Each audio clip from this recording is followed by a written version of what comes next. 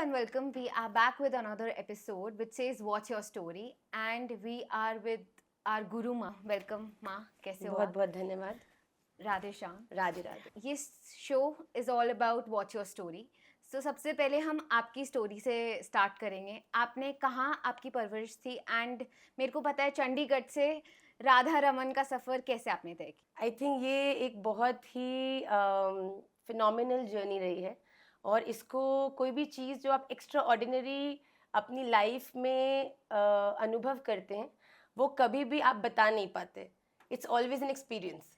आप कहीं बहुत सुंदर जगह पे गए तो आप कितना भी किसी को एक्सप्लेन करो, माउंटेन्स थे, उस पर स्नो थी, क्लाउड्स थे, बहुत अच्छा रोमांटिक वेदर था, पर जब तक कोई व्यक्ति उसको जाके एक्सपीरियंस. जय जय. देखिए, दो चीज़ें हैं ये very important to understand. Karma and destiny. ये बड़ा popularly we use these words, but what do they mean? Destiny हम कहते हैं कि ये पहले से लिखित होती है, पर पहले से भी वही लिखा होता है जो आपने अपने कर्मों के अनुसार किया. डेस्टिनी क्या बनाता है? भगवान नहीं बनाते आपकी डेस्टिनी. प्लीज, हम लोग बड़ा ही भगवान को ब्लेम करते हैं. भगवान, आपने मेरी डेस्टिनी में क्या लिखा है? आपने मेरी डेस्टिनी ऐसी क्यों करी? ये तो डेस्टाइन था, न जाने क्यों मेरे साथ ऐसे किया भगवान ने. पर भगवान से बड़ा समत्व, समत्व मीन्स इक्वल, इस दुनिया में कोई नहीं है. भगवान एक आस्तिक के लिए भी उतने ही हैं जितने एक नास्तिक के लिए. सो इसको कह सकते हैं भगवान इक्वल है सबके ही लिए. Is equal for everybody. और अगर आप जीवन में भगवान को प्राप्त करना चाहते हो तो सबसे पहली क्वालिटी जो आपको अपने जीवन में उतारनी पड़ेगी वो है बीइंग इक्वल टू एवरीबडी. तुल्य निंदा स्तुतिर्मौनी संतुष्टो येन केनचित अनिकेतः स्थिर मतिर भक्तिमान में प्रियो नरः. जो व्यक्ति अपनी, जहाँ पे निंदा हो रही है वहां भी मुस्कुरा रहा है, और जहाँ उसकी बढ़ाई हो रही है, भैया वाह वाह वाह आप तो बड़े अद्भुत हो, बड़े सुंदर हो, वहां भी मुस्कुराए. वो अपने जीवन की हर एक गुड बैड सक्सेस फेलियर में मुस्कुराना सीखे. ठाकुर जी, आपने जो किया है अच्छा किया. और मेरे यहाँ पे एक और चीज क्लियर करने की बात है कि देखो, इक्वल होना और इक्वल बिहेवियर होने में बड़ा अंतर है. कई लोग सोचते हैं कि जब भगवान कह रहे हैं इक्वल हो जाओ तो मतलब कोई हमें चाटा भी मार रहा है तो हमको हाथ जोड़ने हैं. That is not. भगवान आपको अपने कर्म को अच्छे से करने के लिए कहते हैं, नपुंसक होने के लिए नहीं. तो दो चीजें आती हैं, एक होता है समदर्शन, एक होता है समवर्तिन. तो भगवान कहते हैं हमें समदर्शन होना, मतलब कि हमें अपने जीवन में सब व्यक्तियों को एक जैसा देखना है, देखना है. किसी के बारे में भी उल्टा नहीं बोलना, किसी का भी अहित नहीं चाहना, किसी को भी के बारे में गलत ये हो जाए, इसके साथ इसका पतन हो जाए, इसको कुछ हो जाए, ऐसा नहीं सोचना. ये हमारे को भगवान ने करने को कहा है, पर भगवान ने ये नहीं कहा कि आपको सबके साथ इक्वल बिहेवियर भी रखना है. तो कहते हैं क्या ये सब कर्मा है या समथिंग इज ऑल्सो डेस्टिनी? भगवान ने ऊपर से लिखा है, फिर हमारे कर्म करके and we get the good results. Can you explain on this thing? देखिए, बात बड़ी सोचने की है कि हम लोगों के बीच में बहुत बड़ा मिसकंसेप्शन है कि जो डेस्टिनी है वो भगवान लिखते हैं. डेस्टिनी भगवान नहीं लिखते. आज हम जो कर्म कर रहे हैं वो हमारी कल की डेस्टिनी है. जो आपने अपने पिछले जन्म में कर्म किए हैं उसके अनुसार आपको जन्म मिला है, और वो आपकी डेस्टिनी है. तो अगर आप अपनी डेस्टिनी बदलना चाहते हैं, आप बिल्कुल अपनी डेस्टिनी बदल सकते हैं अगर आप अपने कर्मों को सुधारें. देखिए, भगवान ने दो चीजें करी हैं. भगवान ने कहा है कि मैं उस व्यक्ति के को प्रिय मानता हूं जो समत्व में रहता है, क्योंकि भगवान स्वयं समत्व में रहते हैं. Samatva means being equal to all. भगवान जितना एक आस्तिक को प्रेम करते हैं, भगवान एक नास्तिक के लिए भी उतने ही हैं. पर यहाँ पर क्या बात है, दो शब्दों का प्रयोग आता है. एक होता है समदर्शिनः, एक है समवर्तिनः. समदर्शिनः वो है कि हम अपने जीवन में हर व्यक्ति को एक जैसा देखें. हमारे सामने एक आस्तिक खड़ा है, पुजारी खड़ा है, गुरु खड़े हैं. हमारे सामने एक नास्तिक खड़ा है जो भगवान को गाली दे रहा है. हमारे सामने एक गैया खड़ी है, हमारे सामने एक शेर खड़ा है, हमारे सामने एक कुत्ता खड़ा है. हम सबको एक जैसा देखें कि तुम्हारा कल्याण हो, तुम अपने जीवन में अच्छाई को प्राप्त करो, तुम अपने जीवन में प्रगति करो, हमारी तरफ से तुम्हारे लिए केवल शुभकामनाएं हैं. ये होता है इक्वल देखना.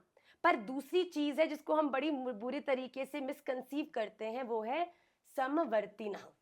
हम सोचते हैं भगवान उनसे खुश होते हैं जो हर एक को इक्वल ट्रीट भी करते हैं, विच इज़ नॉट ट्रू। सबसे पहली बात तो ये है कि भगवान हर एक को इक्वल ट्रीट करते हैं। ये इनइक्वालिटी जो है वो हमारे द्वारा बनाई गई है। तुल्य निंदा स्तुतिर मौनी संतुष्टो ये न केनचित अनिकेतः स्थिरमतिर भक्तिमान में प्रियो नरः। भगवान स्वयं गीता जी के भक्ति योग 12वें अध्याय में कह रहे हैं कि मुझे वो व्यक्ति प्रिय है जो अपनी निंदा और स्तुति, मतलब कोई आपकी बेइज्जती कर रहा है या आपको बड़ी बढ़ाई कर रहा है, आप इक्वल हैं। कोई आपको सुख देने की कोशिश कर रहा है या कोई प्रयास कर रहा है आपको दुख मिले, आप सबके लिए केवल भगवान से उनकी कृपा की ही प्रार्थना करते हो। पर समवर्तिना कहाँ आता है कि अगर आपके सामने आपके गुरु खड़े हैं तो आप उनको प्रणाम करोगे, आप उनका आदर करोगे, सम्मान करोगे। पर अगर कोई नास्तिक खड़ा है तो आप उसको प्रणाम थोड़ी करोगे, पर आप कहोगे आपने तो कहा भैया इक्वल रहना है। इक्वल देखना और इक्वल रहने में अंतर है। आप जैसा व्यक्ति है उसके अनुसार उसके संग अपना व्यवहार करें।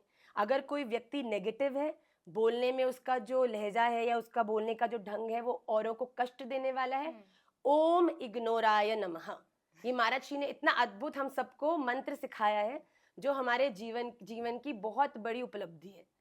अगर आपके सामने कुत्ता है और गैया है, और बताओ अगर आप ये सोचो कि व्यवहार सबके संग इक्वल होना चाहिए तो गैया का तो दूध पीते हो, क्या कुत्ते का दूध पियोगे?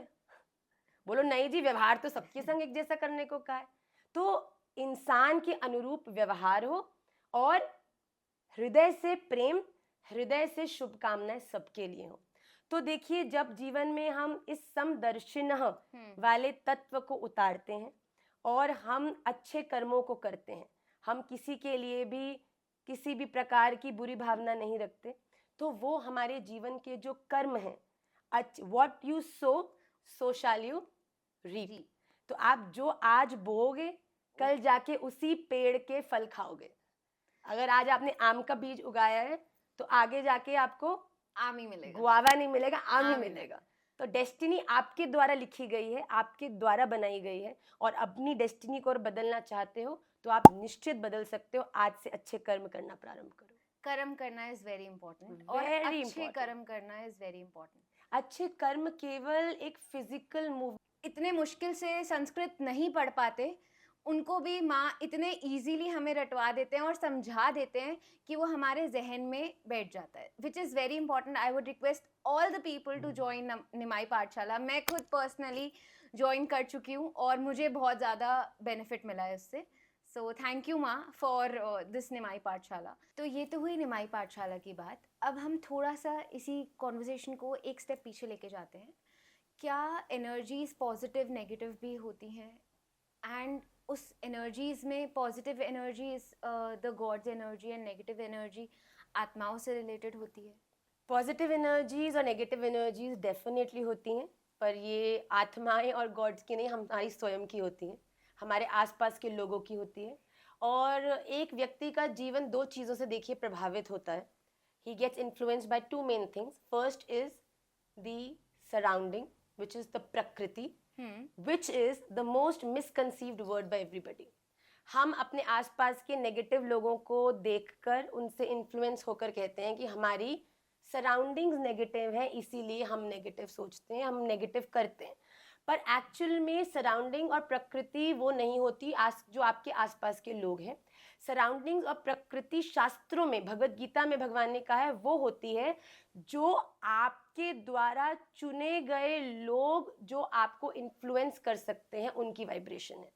फॉर एग्जाम्पल, मैं अगर एक ऐसे घर में हूँ जो आसपास कोई भी जिसको भक्ति को एंटरटेन नहीं करता, कोई भी आस्तिक नहीं है, ऐसे घर में रहकर मैं कहूँ कि मुझसे भक्ति नहीं होती क्योंकि मेरे आसपास सराउंडिंग नेगेटिव है, ये हमारा बहुत ही रॉन्ग आंसर और कंसेप्शन है। अगर उसी घर में रहते हुए आपने अपनी सराउंडिंग को निमाई पाठशाला बनाया है, सराउंडिंग को गुरुदेव बनाया है, सराउंडिंग को श्री धाम वृंदावन बनाया है और सराउंडिंग के सेंटर को श्री राधा रमन लाल बनाया है, तो आप इस दुनिया की बड़ी से बड़ी नेगेटिव जगह में भी चले जाओगे पर आपकी पॉजिटिविटी कभी आपसे अलग नहीं होगी। तो ये दो चीजें जो हैं, जो इंटर रिलेटेड हैं, वो है आपकी सराउंडिंग और सेकंड आपका बिहेवियर, स्वभाव। तो आपकी जो सराउंडिंग और प्रकृति है वो आपके बिहेवियर को इन्फ्लुएंस करती है। तभी आपने देखा ना कि कई लोग बहुत ही अग्रेसिव होते हैं, बड़े नेगेटिव होते हैं, उनके आते ही आपको बड़ी ऑरा उनका बड़ा विचित्र लगता है। और यहीं उसी दूसरी ओर अगर गुरुदेव आ जाए, आप राधा रमन जी के पास पहुंच जाओ, वृंदावन आओ, तो सारी वाइब्रेशन पॉजिटिव, लोग नाच रहे हैं, आपको कितना आपको पॉजिटिव Light feel अच्छा होता है। अच्छा लगने लग जाता है। You smile for no reason. ये क्यों है? क्योंकि आपने अपनी प्रकृति का चुनाव किया है डेलिबरेटली। आज मैं इन भैया से इन्फ्लुएंस्ड हूँ और जैसे ये हैं वैसी मैं बन जाऊंगी। पर आज ये मेरे आसपास है, डजेंट मैटर, पर मैं इन्फ्लुएंस अपने गुरु महाराज से हूँ, तो उनकी वाइब्रेशंस जो है वो हमेशा मुझे गेट गोइंग रखेंगी। तो आपकी प्रकृति के कारण आपका स्वभाव, अब आपने जो कहा ना पॉजिटिव एंड नेगेटिव एनर्जीज, ये व्यक्ति में से क्यों आती हैं? क्योंकि वो उस तरह की प्रकृति में रहता है जिसका चुनाव उसने खुद किया। तो हम obviously we can change our prakriti also. We can change. Absolutely. Sadhu sang, Shri आप किन लोगों के साथ आपका उठना बैठना है, आपकी सोच। देखिए, एक वही व्यक्ति है जो जब जीवन में दुखी होगा, जीवन में ब्रेकअप से गुजरेगा, जीवन में बड़ा डिमोटिवेट होगा, तो उसका दोस्त उसे पब में ले जाकर अल्कोहल पिलाएगा और कहेगा भैया तू आनंद हो जाओ। और यही एक दोस्त होगा जो आपके जीवन में हुई सेम चीजें ही होगी, पर आपको श्रीधाम वृंदावन ले जा रहे, कहाँ है दुनिया के प्यार चपाड़ में पड़ रहा यारा, चलाते को परम प्रेम का अनुभव कराऊं, वो उसको वृंदावन ले जाएगा। तो आपके जीवन में सबसे पहले किसी चीज का असर अगर आप पर पड़ता है तो वो आपकी एसोसिएशन है। जैसे लोग, जैसा देश वैसा भेष। हाँ, वृंदावन के तो राधा रानी ने स्वयं अपने हाथों से एक एक पत्ते पर लिखा है कि त्यजियो हरि विमुखन को संग, कि इस दुनिया में आप बड़े से बड़ी गलती कर दो, आप, राधा रमन जी कहते हैं मैं संभाल लूंगा, मैं तुझे स्वीकार कर लूंगा, पर भगवान कहते हैं एक चीज है कि अगर तूने करी तो कोई भी तुझे बचा नहीं सकता, मैं खुद भी तुझे नहीं बचा सकता अगर तूने अपना एसोसिएशन गलत चूज कर लिया। अगर तूने किसी हरि विमुख बंदे का संग कर लिया तो वो तेरी प्रकृति बनेगा और कहीं ना कहीं उसका प्रभाव तुझ पे भी आएगा और तू वैसा अपने ही जीवन को, अपने पथ से भ्रमित हो जाएगा। तो we have to be very cautious about in positive and negative energies. आज कलयुग में राम और रावण कोई दो अलग व्यक्ति नहीं है। आज के कलयुग में राम रावण दोनों एक ही शरीर के अंदर बड़े आनंद से विद्यमान है। आप जिस भी दोनों में से जिसको फीड करोगे वैसा वो स्ट्रॉन्गर होगा, वो ज्यादा दिखेगा। ऐसा नहीं है कि कोई व्यक्ति अगर साधु है या गुरु है उसको गुस्सा नहीं आता, भैया है तो शरीर के अंदर ही रहे, तो इस दुनिया में ही रहे हैं, परिवार में ही रहे हैं, संसार में ही रहे हैं। पर आपको ये रियलाइज होगा कि जो व्यक्ति के जीवन में राम ज्यादा प्रबल है ना, वो छोटी छोटी बातों पे दरवाजे नहीं पीटते, छोटी छोटी बातों पे घर के वास नहीं तोड़ते। वो जानते हैं भैया चुप कर, चुप होने में ठीक है, ये तो पागल हो चुका है, इसके साथ माथा मारने में कोई फायदा तो है नहीं, जब शांत हो जाएगा तब बात करेंगे। तो ये विवेक आपका जीवन में आ जाता है। थोड़ा सा इसको रिकैप करते हैं हम। अगर हमें अगर हमारे शरीर के अंदर या पॉजिटिव ज़्यादा है तो पॉजिटिविटी को ही टैप करना चाहिए और उसको आगे लेके बढ़ना चाहिए। बिल्कुल। आपके घड़ी में हर व्यक्ति के 24 ही घंटे हैं। अब ये आप पे निर्भर करता है कि 24 में से आप 12 भूतों जैसा जी रहे हो और 12 भगवान जैसा जी रहे हो, तो कभी कभी 50-50 रहोगे आप, sometimes this side sometimes that side. पर जैसे आपके जीवन में 70 भी राम वाला आ गया ना, राधा रमन जी अपने आप आपके जीवन में ऐसी ऐसी जगह पे खड़े हो जाएंगे कि आप सच में माथा सोचते रह जाओगे कि ये हुआ कैसे, होता है हमारे साथ।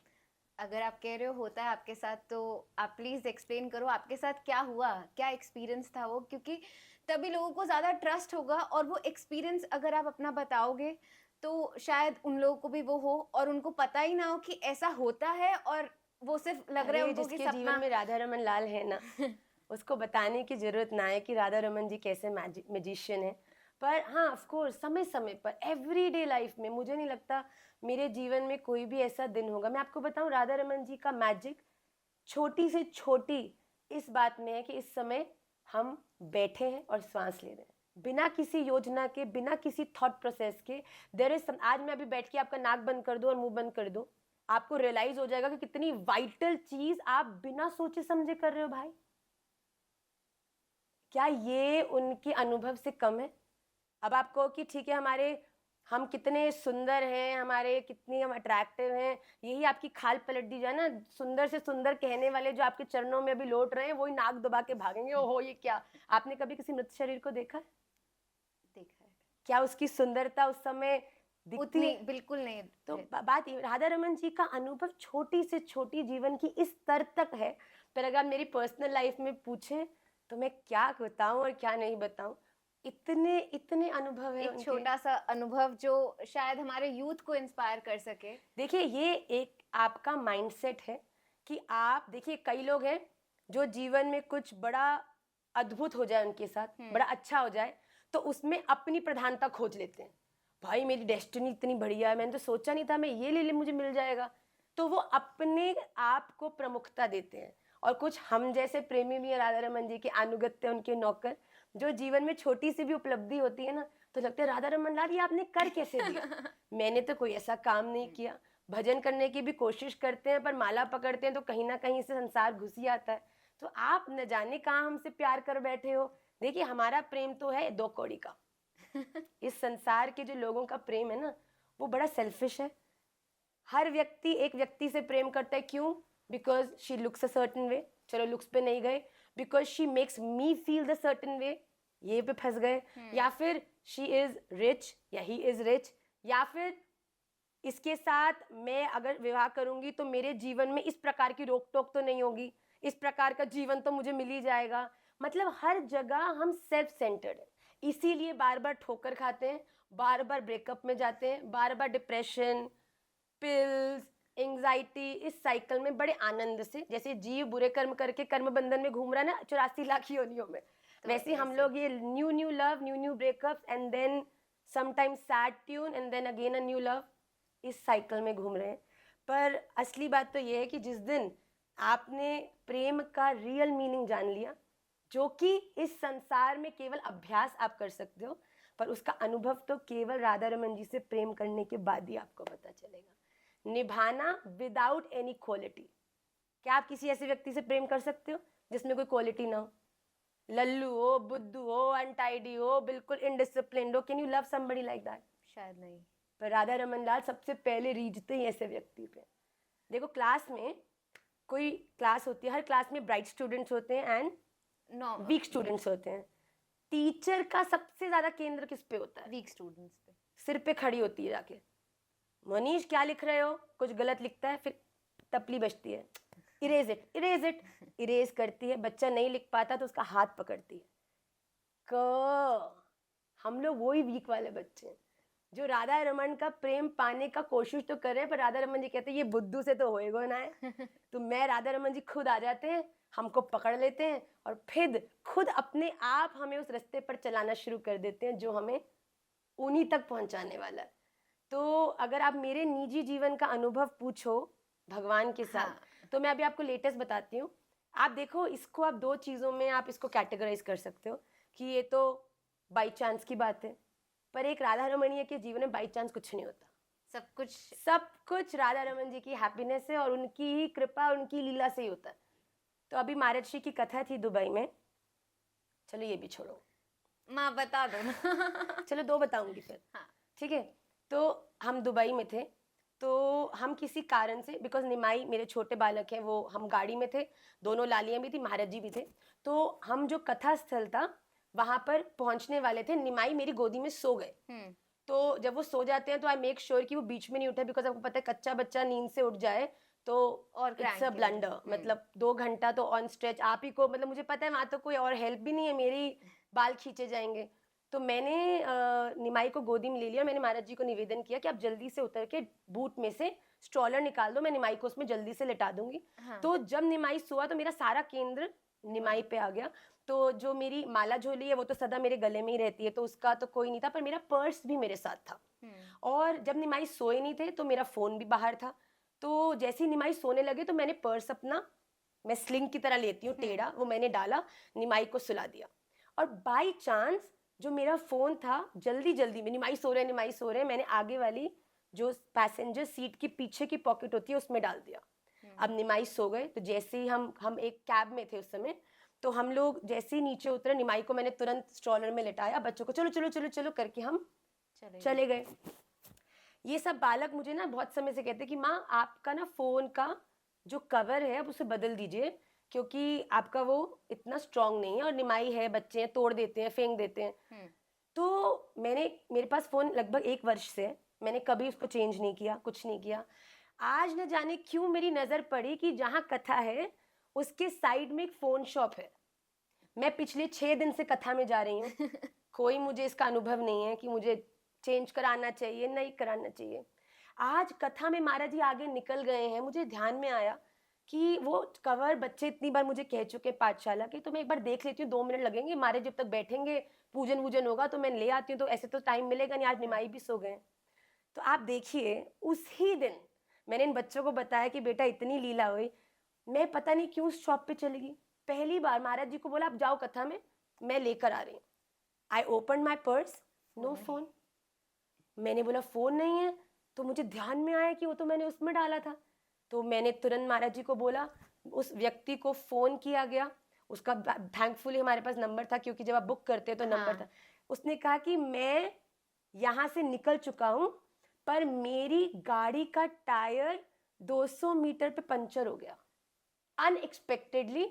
तो मैं आपके 200 मीटर पर ही खड़ा हूँ। अगर मैं वहां से चला जाता तो आपको प्रोसेस के अंतर्गत 7 दिन तक एप्लीकेशन आप देते, फिर हमारी कंपनी में जाता, बिकॉज ऐसे आप कोई फोन आप किसी को नहीं दे सकते। तो उसने कहा कि ये एक बाई चांस, उसने बाई चांस बोला कि मेरी गाड़ी खराब हो गई है, तो मैं हाथ, मतलब व्यक्ति पैदल आया कि मैं आके आपको फोन देता हूँ। मेरे रोंगटे खड़े हो गए। मैंने कहा राधा रमन लाल, आपको पता है ये बुद्धू पे ये बच्चे, स्ट्रॉलर, कथा, महाराज जी तो झेलेंगे ना, तो इसको मैं यही घुसा के बता दूं कि बुद्धू लड़की तेरा फोन रह गया पीछे गाड़ी में। तो मेरे अश्रु निकल आए उस दिन। मैंने कहा राधा रमन जी अब तो मैं और बुद्धू हो जाऊंगी, ध्यान रखना ही ना है जीवन का। तो उस दिन मुझे बड़ा ऐसा अनुभव हुआ कि ठाकुर जी ने बोला कि अरे परेशान हो जाएगी, क्यों अब ये चला जाएगा। हमारी पाठशाला की क्लासेस होती हैं, वही साधन है अब तो भैया, ऑनलाइन सिस्टम है सब कुछ, तो क्लासेस करनी है तो फोन से। और मतलब ये तो माँ की तरह बात हो गई, जहाँ पे हल्का सा हाथ छूटा फटाफट भगवान ने और आपका एक हाथ बार पकड़ नहीं, लिया। आपको मैं बड़ी छोटा सा ही ये दृष्टांत मैंने दिया। मैं आपको सच्ची बताऊं, अभी 2 दिन पहले की बात बता रही हूँ। अभी मैंने कहा ना कि रिसेंट में, तो मैंने कहा 2 दिन पहले हम अभी अमृतसर में महाराज जी की कथा चल रही है, और महाराज मेरी माता जी चंडीगढ़ से आई, तो उन्होंने बोला कि हमें जो हरमंदिर साहब है उसके दर्शन करा दीजिए। तो हमने कहा ठीक है, हम ले जाएंगे आपको। तो हम उनको लेकर गए। आप मानेंगे वहाँ पे एक सिस्टम है कि आप लाइन से जाते हैं अंदर। तो हम जैसे ही अंदर गए, तो जो वहाँ पर सेवा में थे, तो उन वहाँ पे बहुत रश था, तो हमने प्रणाम किया। तो हमारे एक बालक थे, तो उन्होंने बोला कि हम वृंदावन से हैं। तो वृंदावन सुनते ही वो जो सेवा में तो बड़े खुश हो गए। तो उन्होंने बोला कि आप आइए आइए, जहाँ पर बिल्कुल अंदर किसी को जाना अलाउड नहीं था, तो उन्होंने बोला कि आप घूम के वहाँ आके बैठिए। तो हमारा उनका एक व्यक्ति आया, वो हमको घुमाकर बिल्कुल अंदर, मतलब जहाँ पे गुरु ग्रंथ साहिब जी विराजमान है, उनके बिल्कुल पास उन्होंने हमको बिठा दिया लाकर। तो हम बैठे, तो हमारा बड़ा भाव आया कि राधा रमन लाल, केवल वृंदावन बोलने से ऐसा सम्मान, मतलब आप क्या, आपकी लीला, इतने लोग हैं और कोई हम विशेष, हमको अच्छा भी नहीं लगता। कोई विशेष वाला क्वालिटी तो होनी चाहिए कि जब आप एक्सपेक्ट करो कि दुनिया आपको थोड़ा स्पेशल ट्रीट करे। पर केवल वृंदावन सुन के वो ऐसे अंदर बिठाया उन्होंने। ये सब बालक संघ में थे, साक्षी हैं। तो हम बिल्कुल अंदर जाके बैठ गए। तो हम बैठे हैं बेटा, और मन में भाव आ रहा है, माला कर रहे हैं, बड़ा आनंद हो रहा है। जहां से एंट्री होती है, पूरा घूम के यहाँ पे हम आके बैठे, और यहाँ से एग्जिट था। मतलब आपको दोबारा एंटर करना है तो पूरी लाइन में दोबारा लगना पड़ता। तो हम जैसे ही उठे, हमने प्रणाम किया। तो उससे पहले क्या हुआ, वहां पर हर आधे घंटे में जो फूल का डेकोरेशन है वो चेंज होता है। तो जब हम आके बैठे ना, तो वहां पे बड़े सुंदर गुलाब के फूलों से डेकोरेशन हुआ था। तो मैंने जाते ही देखा, मैंने कहा राधा रमन लाल, आपने इतना सम्मान, मतलब कोई नहीं बैठा वहां पे हमको आके, ना जान ना कोई, हम कभी नहीं गए आप इससे पहले वहां। मैंने कहा राधा रमन जी, आप मेरे मन से ये जो गुलाब के फूल सामने पड़े हैं, ये मैं मन से आपको ऑफर कर रही हूँ, समर्पित कर रही हूँ। फिर मन में ऐसी बात आई कि जब भी राधा रमन जी प्रसन्न होते हैं या मंदिर जाते हैं, तो राधा रमन जी अंदर से भी गुलाब देते हैं हमको। तो मैंने कहा राधा रमन, मैंने तो दे दिया, तो आपकी बारी। तो ऐसी मन में फिर मैंने अपने आप को करेक्ट किया उस समय कि रेणुका ऐसे प्रमाण मांग रही है तो पिटाई करेंगे राधा रमन जी तेरी। तो मैं उसी समय अपने भाव को, मैंने कहा राधा रमन जी मैंने दे दिया, अब आपकी जैसी इच्छा। तो मैंने प्रणाम किया, और जैसे ही मैंने प्रणाम करके मैं उठी, तो उन जो सेवक थे उन्होंने मुझे दोबारा बुलाया। तो और वहाँ पे बहुत मर्यादा है सेवा की, लेडीज़ की बड़ी वहाँ पे वो है, तो आप ऐसे कुछ फूल वगैरह ऐसे सामने से किसी को ऐसे दे नहीं सकते। तो उन्होंने मुझे बुलाया, उन्होंने कहा कि माता जी आप ऐसा करिए, दोबारा से घूम के सामने से आइए। तो मैंने कहा भाई इतनी लंबी लाइन में दोबारा लगाएंगे, यहाँ पे कथा का टाइम शुरू होने वाला है। तो मैंने उनको बोला जी, तो उन्होंने कहा मैं अपना एक व्यक्ति भेज रहा हूँ, घुमा के आपको सीधा आगे ले आएगा। तो उन्होंने एक व्यक्ति को, लाली को हमारे संग भेजा, वो सब भीड़ को हटाती हटाती, ये सब बालक मेरे साथ थे, मुझे दोबारा आगे बुलाया जहाँ से प्रणाम आगे से होता है, जहाँ सारी भीड़ प्रणाम करती है। तो मैं आगे से आई, उन्होंने, ये सब साक्षी बैठे हैं, मैं कोई ऐसी बात नहीं कर रही, आप चाहोगे तो मैं दिखा भी दूंगी कि जैसे ही मैं घूम कर वापस सामने आई, मैंने प्रणाम किया और गुलाब की माला उन्होंने वहां के तौलिए में ऊपर रख के मुझे कहा ये आपके लिए। वाह, अरे मेरे आश्चर्य कि वो माला दे रहे हैं, मेरे आंसू नहीं रुक रहे हैं। उसके बाद फिर मैं, उसके बाद प्रणाम करके राधा रमन जी आप, अरे हम तो मन ही मन करते हैं, वो खुल्लम खुल्ला बोलते हैं ये मेरी है भैया, तुम चिंता मत करें।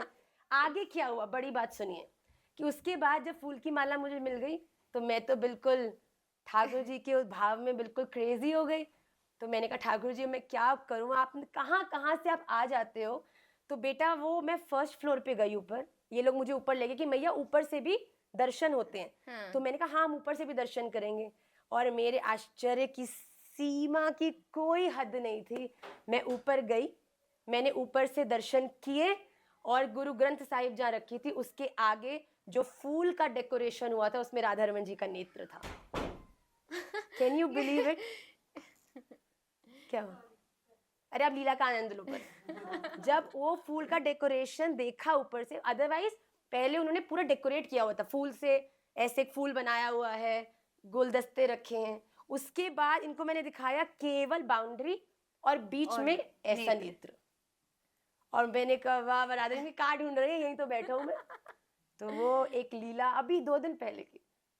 तो जब आप राधा रमणीय हो जाते हो ना, जब आप तो हो ही जाते हो, जब राधा रमन जी आपको राधा रमणीय मान लेते हैं, तो तब आपके जीवन कण कण में सामने खड़े हो जाते हैं बेटा। मैंने कहा ना, मैंने और कितने दृष्टांत है। अभी हम लोग कहीं विदेश गए हुए थे। I lost my wallet, I lost my phone, both the things I lost, I don't know how. एक जगह में बच्चों की भड़बड़ में जहाँ रुके थे वहीं छोड़ आई, उसके बाद एक जगह वॉलेट मेरा गुम हो गया, और इनको मैंने बोला, एक्चुअली उस फोन के अंदर, वो मेरा मेन फोन नहीं था, जो मेरी क्लास की रिकॉर्डिंग्स करते हैं वो वाला फोन था। तो मैंने बोला, हम गोपी गीत रिकॉर्ड कर रहे थे, तो मैंने बोला बेटा जो हमारी 15-20 दिन की मेहनत थी वो डाउन द ड्रेन गई। राधा रमन जी कह रहे तुमने अच्छे से एक्सप्लेन किया नहीं है अभी, और बेटर करो, मैंने फोन हटा दिया है, तुम दोबारा रिकॉर्ड करो। बच्चे कहते माँ अच्छा। मैंने कहा राधा रमन जी की जैसी इच्छा। तो बिल्कुल आनंद से, कोई हृदय में शोक नहीं हुआ। अरे घुमाए तो किसी कारण से घुमाए, देखिए। और मेरे बिल महाराज जी भी जानते हैं, बिल्कुल आनंद ठीक है जो इच्छा। लास्ट डे वही बैग जिसमें हम 20 बार मैं और कम से कम 50 बार महाराज जी खोज चुके थे मेरे वॉलेट को। तो लास्ट दिन हम लोगों ने वो बैग खोला और उसमें था, कैन यू बिलीव, उसमें तो था, उसमें सबसे ऊपर था। It is unbelievable. मैंने अपनी बेटियों को निवेदन किया कि बच्चों तुमने के रखा है ना, तुमने बैग बुक में डाल लिया होगा, मेरी 2 लालियां भी हैं। तो उन्होंने बोला मम्मी राधा रमन प्रॉमिस, उनके लिए राधा रमन प्रॉमिस मतलब पराकाष्ठा, हमने नहीं रखा। और मैंने महाराज जी को दिखाया, महाराज जी कहते हैं दंडवत है भैया तुमको भी। और एक और बताऊं, फोन भी मिल गया। कैसे? महाराज जी एवरीडे मॉर्निंग में मेडिसिन खाते हैं, तो खाते एवरीडे, जिस बैग से जिस स्थान से निकालते हैं वो भी एवरीडे खुलता है। पर उसी दिन जिस दिन वॉलेट मिला, बैग खोला तो उसमें से जहाँ मेडिसिन का पाउच होता है वो खोला, और अभी तो मैं वॉलेट की खुशी मना रही थी कि राधा रमन जी आपने फिर दिखा दिया। आप वॉलेट की खुशी नहीं थी, कुछ चला गया और फिर राधा रमन जी ने उसको वापस मिलाया। उसकी, उनकी कृपा का अनुभव की जो आनंद था वो था। महाराज जी ने बोला देखो तुम्हें वॉलेट तो भगवान ने मिल लिया, ये लो तुम्हारा फोन। मैं तो, हम तीनों, मैं मेरी लालियां सिर पकड़ के बैठी रही कम से कम आधा घंटा। तो महाराज जी कहते रोज निकालता हूँ तब तो दिखा नहीं। महाराज जी की जहां दवाई है उसके पीछे ही लॉक्ड बैग में फोन भी था। तो मैंने इनको फोन किया लास्ट डे, मैंने कहा फोन मिल गया। कह रहे माँ क्या कर रहे हो आप, हम लोग तो फिर से, मतलब पूरी एडिटिंग वगैरह हो चुकी थी, बच्चे काफी मेहनत करते हैं उसके पीछे। तो मैंने कहा राधा रमन जी ने कहा कि तुमने तो कम बोल, अच्छा बोला है, पर इनकी मेहनत बहुत है, तो फिर रख लेता हूँ, ले लो वापस। ये तो मिरेकल पे मिरेकल है, मतलब एवरी डे जीवन के हर कदम पे राधा रमन जी का बिल्कुल साथ होने का अनुभव मुझे होता है। बहुत खूब। तो ये तो हुई राधा रमन जी की बात, जो आपके साथ इतने सारे मिरेकल्स करते हैं। बट आप कैसे राधा रमन जी को पैम्पर करते हो? How do you pamper Radha Raman ji? I pamper Radha Raman ji how? It's a good question, a tricky one. How? I don't do anything. As I told you, I don't know how I can please him. वो तो हमारी गलतियों से please होके शायद कृपा करे जा रहे हैं. There is nothing certain. जैसा कि मैंने आपको कहा कि हर एक के प्रति अगर आपके हृदय में अच्छी भावना है, राधा रमन जी को अगर आप अपने तक लाना चाहते हैं तो आपको उनके अनुकूल होना पड़ेगा। मतलब कि अपने जीवन के अगर आपने हर एक एक्शन में इस चीज़ का विचार कर लिया कि ये राधा रमन जी इसके देख कर या सुनकर खुश होंगे, अगर आपने केवल इतना विचार करके उस निर्णय को ले लिया, आई थिंक मेरे राधा रमन जी इतने प्यारे हैं कि इतने से ही आपके अभ्यास से वो खुश हो जाएंगे। और उनको पैम्पर करना आता है। वृंदावन धाम में श्री ठाकुर जी ने राधा रानी को केवल पैम्पर ही किया।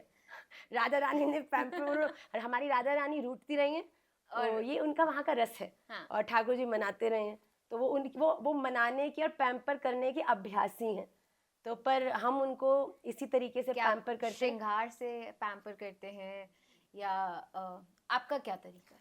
देखिए, प्रेम भाव, जैसे मेरे को लगता है कि मेरे लिए राधा रमन जी, मैं उनको इतना सुंदर सजाती हूँ कि नहीं यहाँ पे भी कुछ होना चाहिए, ये नहीं यहाँ पे भी कुछ होना चाहिए।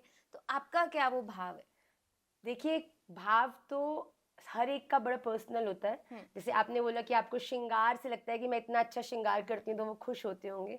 मुझे ऐसा लगता है कि हर श्वास श्वास में जो राधा रमन जी का स्मरण मुझे ठाकुर जी की कृपा से रहता है कि आज किसी को मुस्कुराने की वजह देने में मैं एक सेकंड की सोच नहीं लगाती। अगर मेरा कुछ करने से तो खुश हो जाएगा ना, तो मैं आगे बढ़कर वो करने को तैयार हूँ।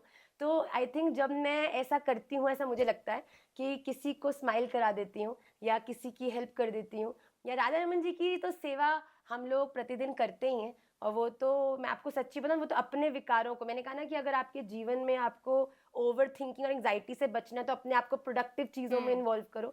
तो मेरे लिए तो जीवन में ठाकुर जी की सेवा और ये सब चीज़ें, तो अपने आप को डिवाइन चीज़ों में इन्वॉल्व करना है। पर पैम्परेशन मुझे लगता है मैं इसी से करती हूँ कि मेरे सामने बैठे इतने रूपों में जो राधा रमन जी होते हैं, तो उनको कैसे मैं हेल्प करूँ, कैसे मैं उनको उनकी लाइफ को बेटर करूँ, उनकी लाइफ को बेटर करूँ, कैसे मैं उनको भी राधा रमन जी से जोड़ दूँ। आई थिंक आज के समय में ठाकुर जी को प्रसन्न करने का सबसे अद्भुत माध्यम है कि हम ठाकुर जी से उनको भूले हुए वैष्णवों को वापस जोड़ दें। बहुत अच्छा बोला। ये आई थिंक आपने बहुत लोगों को इंस्पायर भी किया है कि इट इज़ ओके, अभी किसी भी रास्ते में हो, जहाँ पे भी भटके हुए हो, बस यहाँ पे आ जाओ, तुम्हें अपना राह दिख जाएगा। कहीं पे मत आओ, आप जहाँ पर हो वहीं पर से बिलीव करो कि there is somebody who is stronger than me, somebody who's more intelligent than me, somebody who knows me better than what I know about my own self, and somebody who's always there to guide me. मुझे कोई guide करेगा, मैं उस guidance की, उस संकेत की wait करूँगी। आई एम टेलिंग यू, हमें आज तक कन्फ्यूजन्स है ही इसलिए क्योंकि हमने भगवान को कन्फ्यूजन्स के रूप में ही जाना है। अगर आज मैं बोलती हूँ राधा रमन जी हैं, मुझे गाइड करते हैं, तो राधा रमन जी को आना पड़ता है गाइड करने के लिए। पर मैंने ये मान लिया है कि ठीक है, अगर मेरी मन की बात मानी तो हाँ शायद है ही है भगवान। मैं प्रतिकूलताओं में हूँ, लोगों ने मुझे छोड़ दिया, स्ट्रगल कर रही हूँ, ये भगवान भगवान कुछ नहीं है, ये सब बेवकूफ़ी है, वेस्टेज ऑफ टाइम है। हमने भगवान को ही कन्फ्यूजन, जैसे मैंने भगवान को राधा रमन माना ना, इस दुनिया में बहुत से लोगों ने भगवान को कन्फ्यूजन माना, तो वो कन्फ्यूजन के रूप में आते हैं, तो कन्फ्यूजन के रूप में आते हैं तो कन्फ्यूज ही रहते हैं। तो अपने इस भाव को अटल कैसे बना सकते हैं? निष्ठा से, अभ्यास से।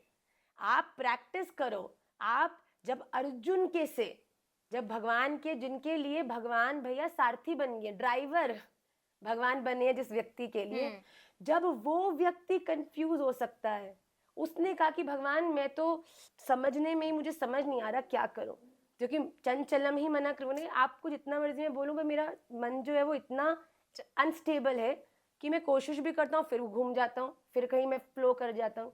तो भगवान क्या कहते हैं कि अवश्य महाबाहो मनो दुर्निग्रहम चलम अभ्यासेन तु कौन्तेय। भगवान कहते हैं कि जब तक तुम इस चीज की प्रैक्टिस नहीं करोगे ना कि मैं हूं, राधा रमन जी इज गाइडिंग मी। Yes. आज मैं स्ट्रगल भी कर रही हूँ, ये स्ट्रगल मुझे कहीं ना कहीं या तो किसी की असलियत दिखाने वाली है, या ये स्ट्रगल मुझे आगे जीवन में आने वाली स्ट्रगल से बचाने वाली है, ये मुझे कोई लेसन टीच करने वाली है। जब तक आप अपनी स्ट्रगल्स को भी कृपा नहीं मानोगे ना, तब तक अनुभव करना बड़ा मुश्किल है। आपने जिस दिन ठान लिया, अरे भगवान का तो अनुभव लोगों ने चलते हुए रोड पे पड़े हुए छोटे से कंकड़ में भी किया। अब बताओ, भगवान बैकुंठ और क्षीर सागर छोड़ के रोड के पत्थरों कंकरों में बैठे होंगे क्या? पर मैंने मान लिया, तो भगवान को होना ही पड़ेगा उसमें। भगवत गीता का बड़ा सुंदर श्लोक है, ये यथा माम प्रपद्यन्ते तांस तथैव भजाम्यहम् मम वर्तमानुवर्तन्ते मनुष्यः पार्थ सर्वश। आपने मुझे जो माना, मैं वो ही रूप में आपके पास आऊंगा। आप कंफ्यूजन मानोगे तो कंफ्यूज इतना कंफ्यूज करूंगा तुम्हें, इतना कंफ्यूज करूंगा कि माथा तुम्हारा दुर्द रह जाएगा। पर जिस दिन तुमने मान लिया, कुछ भी मान लो भैया, कुछ भी मान लो, मैं नहीं कहती राधा रमणी मानो, आप कहोगे आप राधा रमन जी का प्रचार कर रहे हो, पर बेटा मानोगे तो एक दिन तुम भी देखना। अभी मानोगे या बाद में, वो राधा रमन जी की जैसी इच्छा। इसको हम मैनिफेस्टेशन भी बोल सकते हैं क्या? बिल्कुल। जैसा सोचते हैं वैसा ही आता है। बिल्कुल, जैसा कि मैंने पहले भी कहा कि आप जिस चीज, आपको एक स्टोरी सुनाती हूँ, बहुत सुंदर स्टोरी है, इस मैनिफेस्टेशन से एकदम से मुझे नॉक करी कि एक बार एक साइंटिस्ट ने, नॉट अ साइंटिस्ट एक्चुअली, एक बार क्या हुआ कि एक बहुत बड़ा क्रिमिनल था, उसने बहुत लोगों को मारा था, बड़ा उसकी वांटेड पोस्टर्स लगे थे, पर वो पकड़ में नहीं आ रहा था। तो एक बार पुलिस ने एक ऑपरेशन रखा और उसमें उसको पकड़ लिया। अब जब उसको पकड़ा तब उसको कटघरे में लाया गया। जज ने कहा इसको तो 1 सेकंड में उसका जो निर्णय था सुना दिया कि सजाए मौत। भैया तुमने इतने गलत काम किए। तो वहां पर कुछ साइंटिस्ट बैठे थे, तो उन साइंटिस्ट ने कहा कि सर हम एक निवेदन करना चाहते हैं, देखो मौत तो आपने इसको दे ही दी है, मतलब ही इज यूजलेस, अब जेल में सड़ के मरेगा, तो हम चाहते हैं कि आप हमको एक अप्रूवल दे दीजिए कि हमने कुछ साइंस में कुछ और क्रिएशंस करी हैं, तो हमें एक्सपेरिमेंट करने के लिए ह्यूमन बॉडी चाहिए। तो ऐसा करो आप ये ह्यूमन बॉडी के रूप में हमको दे दो, जिससे कि मरते मरते तो कुछ कल्याण करेगा ये दुनिया का, कि एक्सपेरिमेंट करेंगे, सक्सेसफुल हुआ तो कितना प्रोग्रेस होगा, नहीं हुआ तो ठीक है, मर तो वैसे भी रहा था ये। तो जज ने कहा ठीक है, दिया। तो उसको बोला, एक कमरे में जाके बिठा दिया, उसको बता दिया कि अब तुम्हारे ऊपर हम एक एक्सपेरिमेंट करने वाले हैं, ये एक्सपेरिमेंट पाइथन एक्सपेरिमेंट है। तो बोला पाइथन एक्सपेरिमेंट? कहा कि हम तुम्हारी आंखें बंद कर देंगे और एक भयंकर पाइथन स्नेक तुम्हें आकर डसेगा, और वो जैसी डसेगा हम देखना चाहते हैं कि उसके डसने के कितने मिनटों में तुम्हारी मौत होती है, उसके हिसाब से हम उसका एंटीडोट बनाएंगे, जिससे कि वो एंटीडोट उससे कम समय में काम करे। तो वो व्यक्ति तो बड़ा हैरान, भाई ये तो कहते लटकने से मरेगा, वो भी तो मरेगा, ये तो डस के मर जा। तो उसने कहा ठीक है, तो उसकी आंख पे पट्टी बांध दी, उसको बिठा दिया, कमरा खाली था, उसको बिल्कुल दिखा दिया कि सामने पिंजरे में एक भयंकर पाइथन है। और देख के वो तो भयंकर डर गया कि भाई ये आके काटेगा। आंख बांध दी, हाथ बांध दिए, बैठा है, आंख बंद कर दी और कांप रहा है, बिल्कुल थर थर पसीने निकल रहे हैं कि अब आएगा, अब डसेगा, अब डसेगा, अब डसेगा। वेट कर रहा है कि कब वो डस की जो पीड़ा है वो मुझे होगी। अब ये कर रहा है, इतने में साइंटिस्ट ही उसके पास आया, उसके दोनों हाथों में और दोनों टांगों में सेफ्टी पिन से प्रिक्स करे। टिच टिच टिच, मतलब सेफ्टी पिन का प्रिक हुआ, दर्द तो उसको हुआ, दिख उसको कुछ रहा नहीं है, तो उसको लगा कि ये पाइथन ही है। और जैसे ही वो प्रिक्स हुए, आप मानेंगे नहीं, जितनी देर में पाइथन के डसने से ह्यूमन की मृत्यु होती है, उतने ही समय में उसने शरीर परित्याग कर दिया। और जब साइंटिस्ट ने उसका टेस्ट किया, you will be amazed to know कि उसकी बॉडी में उतना ही पॉइजन जनरेट किया गया उसकी बॉडी के द्वारा, जितना एक पाइथन के डसने पर ह्यूमन बॉडी में फैलता है। तो ये वो this was a very astonishing experiment, जिसमें कि आपकी बुद्धि कितनी स्ट्रांग है आप जानते हैं। ध्यायतो विषयान पुंसः संगस्तेषु पजायते, संगात् संजायते कामः, कामात् क्रोधो भिजायते, क्रोधात् भवति सम्मोहः, सम्मोहात् स्मृति विभ्रमः, स्मृति भ्रंशात् बुद्धि नाशो, बुद्धि नाशात् प्रणश्यति। आपके जीवन में आप तब तक मरे नहीं है, हारे नहीं है, जब तक आपकी बुद्धि आपके साथ है। जब तक आपकी बुद्धि सही चल रही है ना, इस दुनिया में कोई चीज़ नहीं है जो आपको पराजित कर दे। पर जिस दिन आपने मान लिया, जिस दिन आपने ये चीज़ एक्सेप्ट कर ली कि भैया तू जो मेरे बारे में उठ शंट बोल रहा है ना, शायद मैं वही हूँ, तब बंदे को होता है डिप्रेशन। अरे भैया तेरी क्या औकात है कि तू मुझे बताएगा कि मैं कौन हूँ? मैं वो हूँ जो मैं हूँ। पर आजकल डिप्रेशन क्यों है? क्योंकि हमारे बॉयफ्रेंड ने, हमारे साथी लोगों ने हमको ये बता दिया है कि you are good for nothing, तुम रोती रहती हो, तुम तो कुछ करती नहीं हो। तुम तो हम भी ये सोच बैठे हैं, हाँ यार आई एम वैसा good for he nothing, and that brings in so the much of depression, negativity. पहली बात तो ऐसे लोगों का तत्क्षण परित्याग करना चाहिए जो आपके गुणों का ना देख के आपके अवगुणों को आपके ऊपर प्रबल कर रहे हो। पर कहने की बात यही है कि जीवन में आपका ब्रेन, मैं कहती हूँ भगवान ने बताओ ब्रेन और हार्ट दो अलग अलग चीजें क्यों की हैं जो आपके जीवन में आपके निर्णयों को प्रभावित करती हैं? क्योंकि दिल से हमें सही समझना चाहिए और दिमाग से हमें जो दिल कभी डिसीजन। सही समझ ही नहीं सकता। बताओ, एक बंदा तुम्हें गाली दे रहा है, मार रहा है, तुम्हारे को अटपटा बोल रहा है, फिर भी तुम उसके साथ खेचे जा रहे हो। भैया ये दिल का निर्णय, ये दिल है, क्योंकि दिल पागल है। दिल दिमाग दुनिया के लिए है ही नहीं है। आप दिल को दुनिया में लगाओगे तो सदा ऐसे ही रहोगे। दुनिया दिमाग से चलती है भैया। भगवान, अगर तुम किसी कपड़े की दुकान पे दूध में नापने वाला लोटा ले जाओगे, कहोगे 10 मीटर कपड़ा नाप दे भैया लोटे से, कहेगा तू पागल है भैया, मीटर का स्केल लेकर आ तो नापूंगा। दुनिया को अगर दिल से नापोगे तो पागल ही रहोगे। दूध को लोटे से नापो और कपड़े को मीटर एक स्केल से। दुनिया को दिमाग से नापो, भगवान को दिल से, तभी जीवन अच्छे से जी पाओगे। बहुत नहीं, बहुत अच्छा। कौन सेवा कर सकता है? कौन अपने घर में ठाकुर जी को लेके आ सकता है? बिकॉज या फिर सिर्फ मूर्ति पूर्वक ही से मूर्ति नहीं, फोटो फ्रेम से ही सेवा करनी चाहिए। मुझे ऐसा लगता है अगर आपके दिल में राधा रमन जी भगवान के लिए थोड़ा सा भी प्रेम उदित हुआ है, उसको पकड़ लेना चाहिए। मैं आपको बता रही हूँ क्यों। क्योंकि आपको जब मन में लगता है ना कि हाँ I am feeling a little bit connected, मुझे लग रहा है कि हाँ मुझे इसमें से हैप्पीनेस मिल रही है, तो सबसे पहले आप उसी क्षण भगवान की एक फोटो, चित्रपट जिसको हम कहते हैं सेवा लैंग्वेज में, उसको लाकर उसकी सेवा प्रारंभ करनी चाहिए। और उसको बिल्कुल ऐसे ट्रीट करना चाहिए कि जैसे वो स्वयं भगवान है। हम उनका श्रृंगार करते हैं, आरती करते हैं, उनको भोग लगाते हैं, उसके बाद शयन के समय चित्रपट को सुला भी देते हैं। क्यों? क्योंकि ये आपको एक प्रैक्टिस देता है कि भगवान की सेवा कैसे करनी चाहिए। अब बताओ, कोई व्यक्ति पायलट की पढ़ाई करे और पढ़ाई करते ही आप क्या उसको रियल प्लेन उड़ाने को दे देते हो? क्या खुद भी मरेगा और बेचारे जो बैठे हो प्लेन में उनको भी मारेगा। पर आप पहले प्रैक्टिस करते हो डेमो प्लेन्स के ऊपर और अलग अलग प्लेन पे, उसके बाद जब आप बिल्कुल इजी हो जाते हो, कॉन्फिडेंट हो जाते हो, तब आप रियल प्लेन को उड़ाते हो। तो उसी प्रकार जब आपके जीवन में भक्ति प्रारंभ होती है, आपका मन करता है कि अब मैं कुछ करूं जिससे कि मेरा भजन बढ़े या राधा रमन जी से मेरा रिलेशन और ग्रो करे, तो हम क्या करें? चित्रपट सेवा लाएं।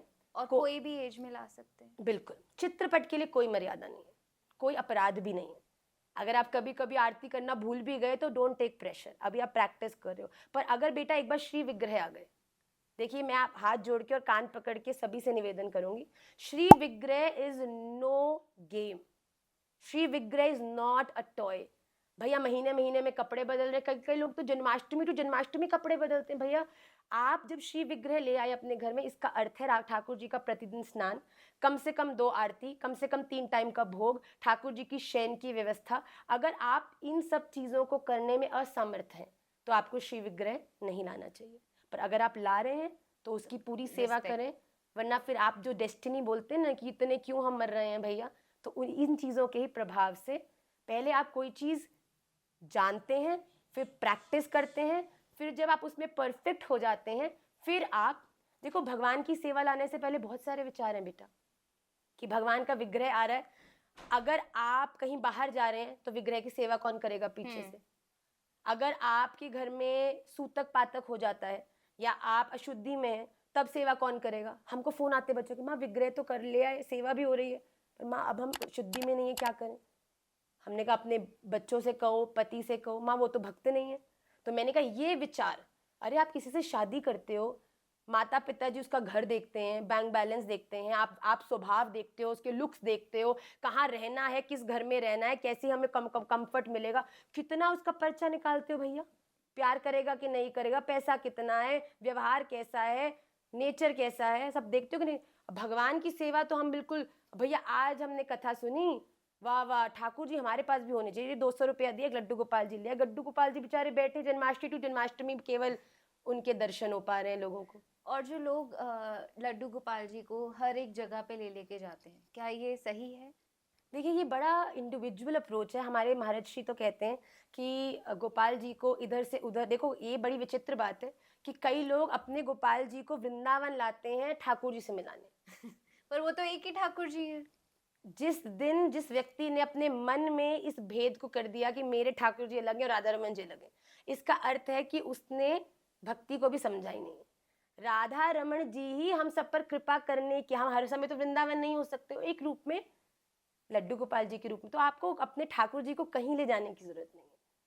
आपको अगर जा रहे हो आप, तो वही मैं कह रही हूँ, अगर आप सेवा कर रहे हो तो you have to make these arrangements beforehand, कि आप ठाकुर जी की जब नहीं होगे या आपके घर में सूतक होगा, ठाकुर जी कहाँ जाएंगे? कुछ भी नहीं होता तो ठाकुर जी को शयन तो कराना पड़ता है, पर हम व्यवस्था करें ना। जब प्रेम किया, आपका बालक 10 दिन नहीं खाएगा तो आप इजी रहोगे क्या? बिल्कुल नहीं। पूरी व्यवस्था, हम कहीं जाते हैं 3 टाइम का टिफिन हम तो निमाई दादा के लिए करते ही, हमको मालूम है। बाकी कोई खाए ना खाए, हमारे निमाई दादा लंच में ही खाएंगे तब ये खाएंगे, इस व्यवस्था को हम पहले सोच के चलते हैं। तो हमें भी ठाकुर सेवा के लिए आपको बिल्कुल पर्सनल भक्ति शुरू कहाँ से होती है?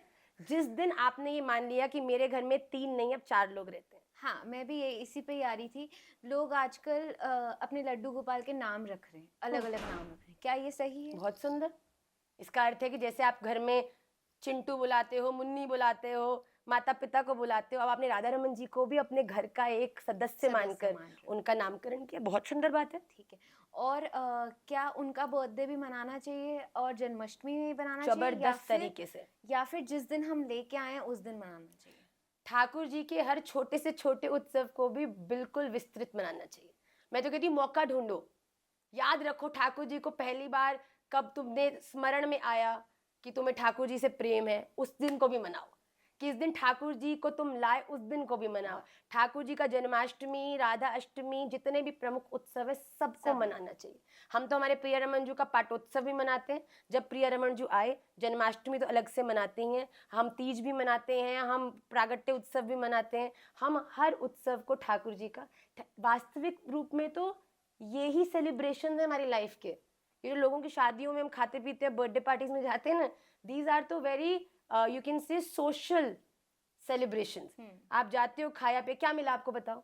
आप गए, एंजॉयमेंट कितनी देर की? 1 घंटे की, उसमें भी आपकी जाते हुए किसी ने कह दिया you are not looking that great today, बताओ। बस मूड खराब खराब। हाँ, तो देखो ये सेलिब्रेशन नहीं है ना। आप सेलिब्रेट नहीं कर रहे हो, आप किसी जगह पर जा रहे हो हैप्पीनेस को ढूंढने, शायद कि यहाँ मैं जाऊंगी तो मुझे खुशी मिलेगी, लोग अप्रिशिएट करेंगे। पर वही यहाँ जहाँ के उल्टी चीज हो गई तो वहीं जाके गई क्यों? तुम्हें जाना ही नहीं चाहिए था। ये गधे लोगों को, मैंने आजकल इन लोगों से बात ही नहीं करनी। तो मैं कहती हूँ ऐसी सेलिब्रेशंस को अवॉइड करो। और जिस दिन आपने ठाकुर जी की सेलिब्रेशंस करना शुरू करें ना, तब जेन्युइनली जो लोग आपसे प्रेम करते हैं और जो आपके जीवन को सही रास्ते पर ले जाने में आपके सहायक होंगे, वो आएंगे आपसे सेलिब्रेशन करने। और ये चीज़ आप मुझसे लिखवा लो कि राधा रमन जी की सेलिब्रेशन ऐसी सेलिब्रेशन है जिसमें आपका जो आनंद, हैप्पीनेस है ना, वो आपको दुनिया से आप मांगो, उसकी जरूरत ही नहीं पड़ेगी, मांगने की जरूरत ही नहीं है। आप अपने आप अंदर से इतना एम्पावर्ड फील करोगे। मतलब मैं आपको क्या बताऊं, अभी ठाकुर जी का आम्र उत्सव, बिकॉज सब जगह हो रहा है क्योंकि mango is a very popular king of all the fruits. तो हम ठाकुर जी को भी अर्पित करते हैं। तो मैं आपको बताऊं, मेरी क्लास के कितने बच्चे हैं जिनके घर में पेरेंट्स अलाउ नहीं करते, पर उन्होंने क्या किया, अपने घर में 2 आम लाकर ठाकुर जी के इधर और इधर सजा दिए और फोटो भेजी, माँ आज हमने आम्र कानन करा है ठाकुर जी का। अरे ठाकुर जी ऐसे आनंदित हो, बड़ा छोटा फर्क नहीं पड़ता।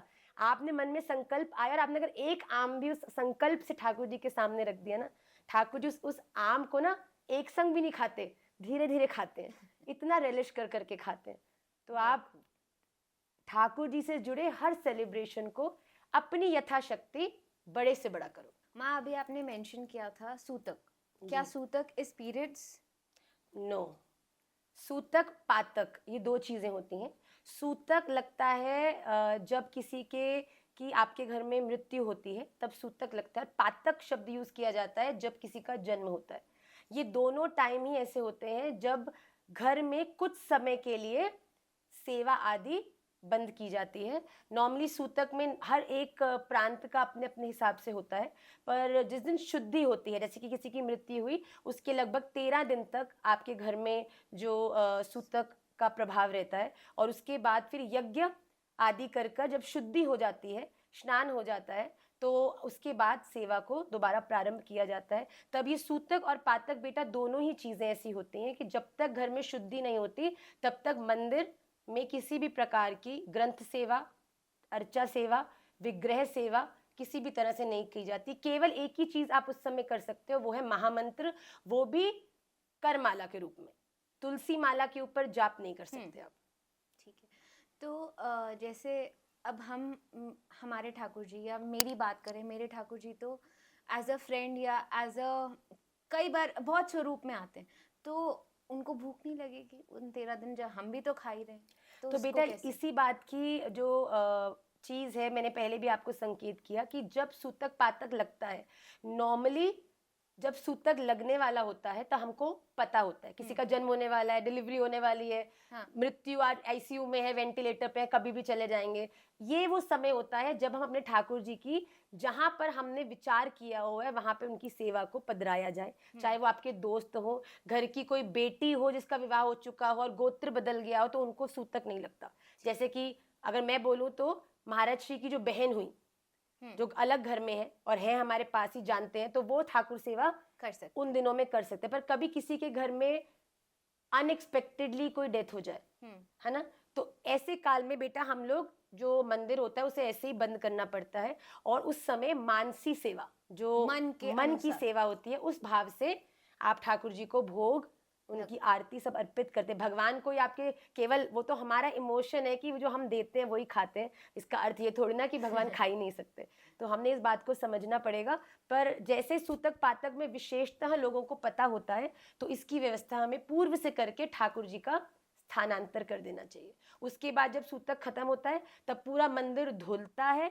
ये ग्रहण में भी होता है बेटा, सूतक पातक ग्रहण में तो मंदिर पूरा धुलाई होता है। उसके बाद फिर ठाकुर जी को वहाँ पधराया जाता है। और अगर आपके श्री विग्रह जो हैं वो मतलब अष्ट धातु के हैं और जिनका अभिषेक हो सकता है, तो उनका पंचामृत अभिषेक कर कर ही पुनः सेवा को आपको प्रारंभ करना चाहिए। मतलब ठाकुर जी को पंचामृत हाँ, से नहला के, दूध, दही, घृत, हनी, शहद और शर्करा, उसके बाद ये पांचों चीजें पहले अलग अलग और उसके बाद एक कटोरी में मिश्रित, इनसे ठाकुर जी का अभिषेक करके फिर आप ठाकुर जी की सेवा को फिर से प्रारंभ कर सकते हैं। और अगर किसी को नहीं दे सकते हम, मतलब कोई नहीं है आसपास, उनको नहीं दे सकते, क्या झारी जल, 3 झारी जल रख के उनको शहन करा झारी जल, नेक्सो, मेवा भोग। मेवा भोग क्यों? क्योंकि मेवा 2-3 दिनों में खराब नहीं होती।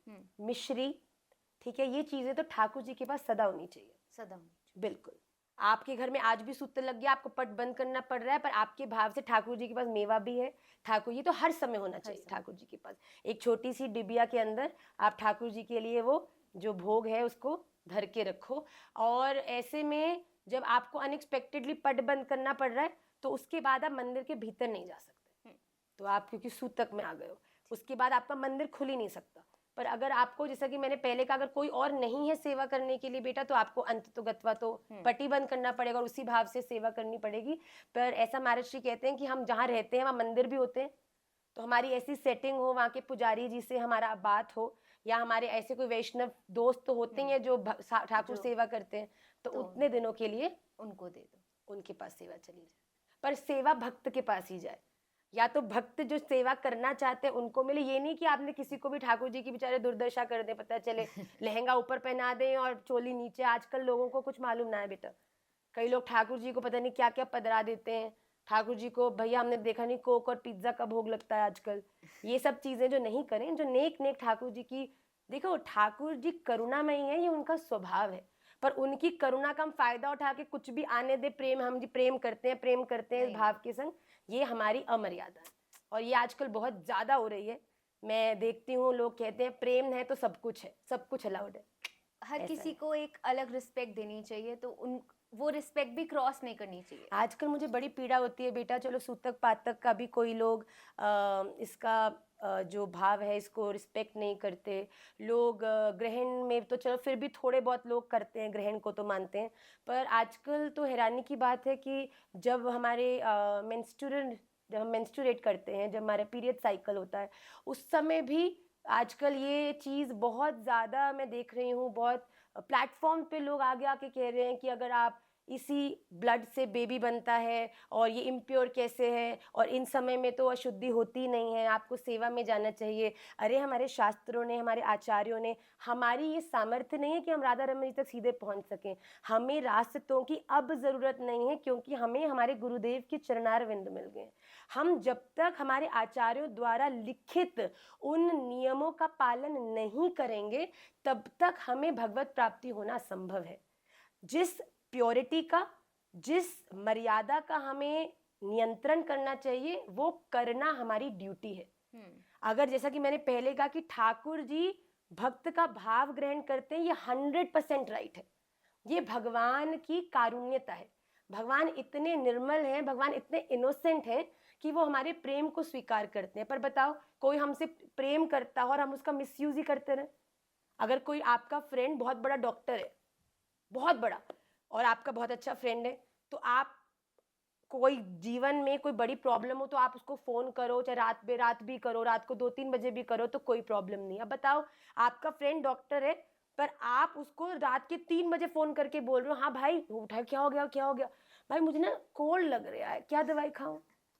तो कहेगा अरे भाई मतलब कमाल कर रहा है यार, तू 3 बजे कोल्ड के लिए फ़ोन कर रहा है।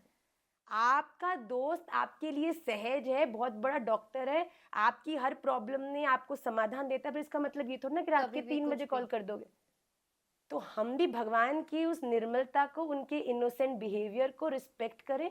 और प्लीज़, मुझे मालूम है इससे बहुत लोग इसको करेक्ट नहीं भी मानेंगे, पर मैं जो अपने गुरुदेव, अपने आचार्य गणों से मैंने सुना है, इन अशुद्धि के 5-6 दिनों में माताओं को केवल महामंत्र का जप करना चाहिए, और अपने घर में किसी भी प्रकार की भोग अर्चा विग्रह सेवा में नहीं जाना चाहिए। ये 5 दिन ठाकुर जी ने भी ये नियुक्त करके कि आप आराम करेगो। महिलाओं को वैसे तो आराम मिलतो ना है।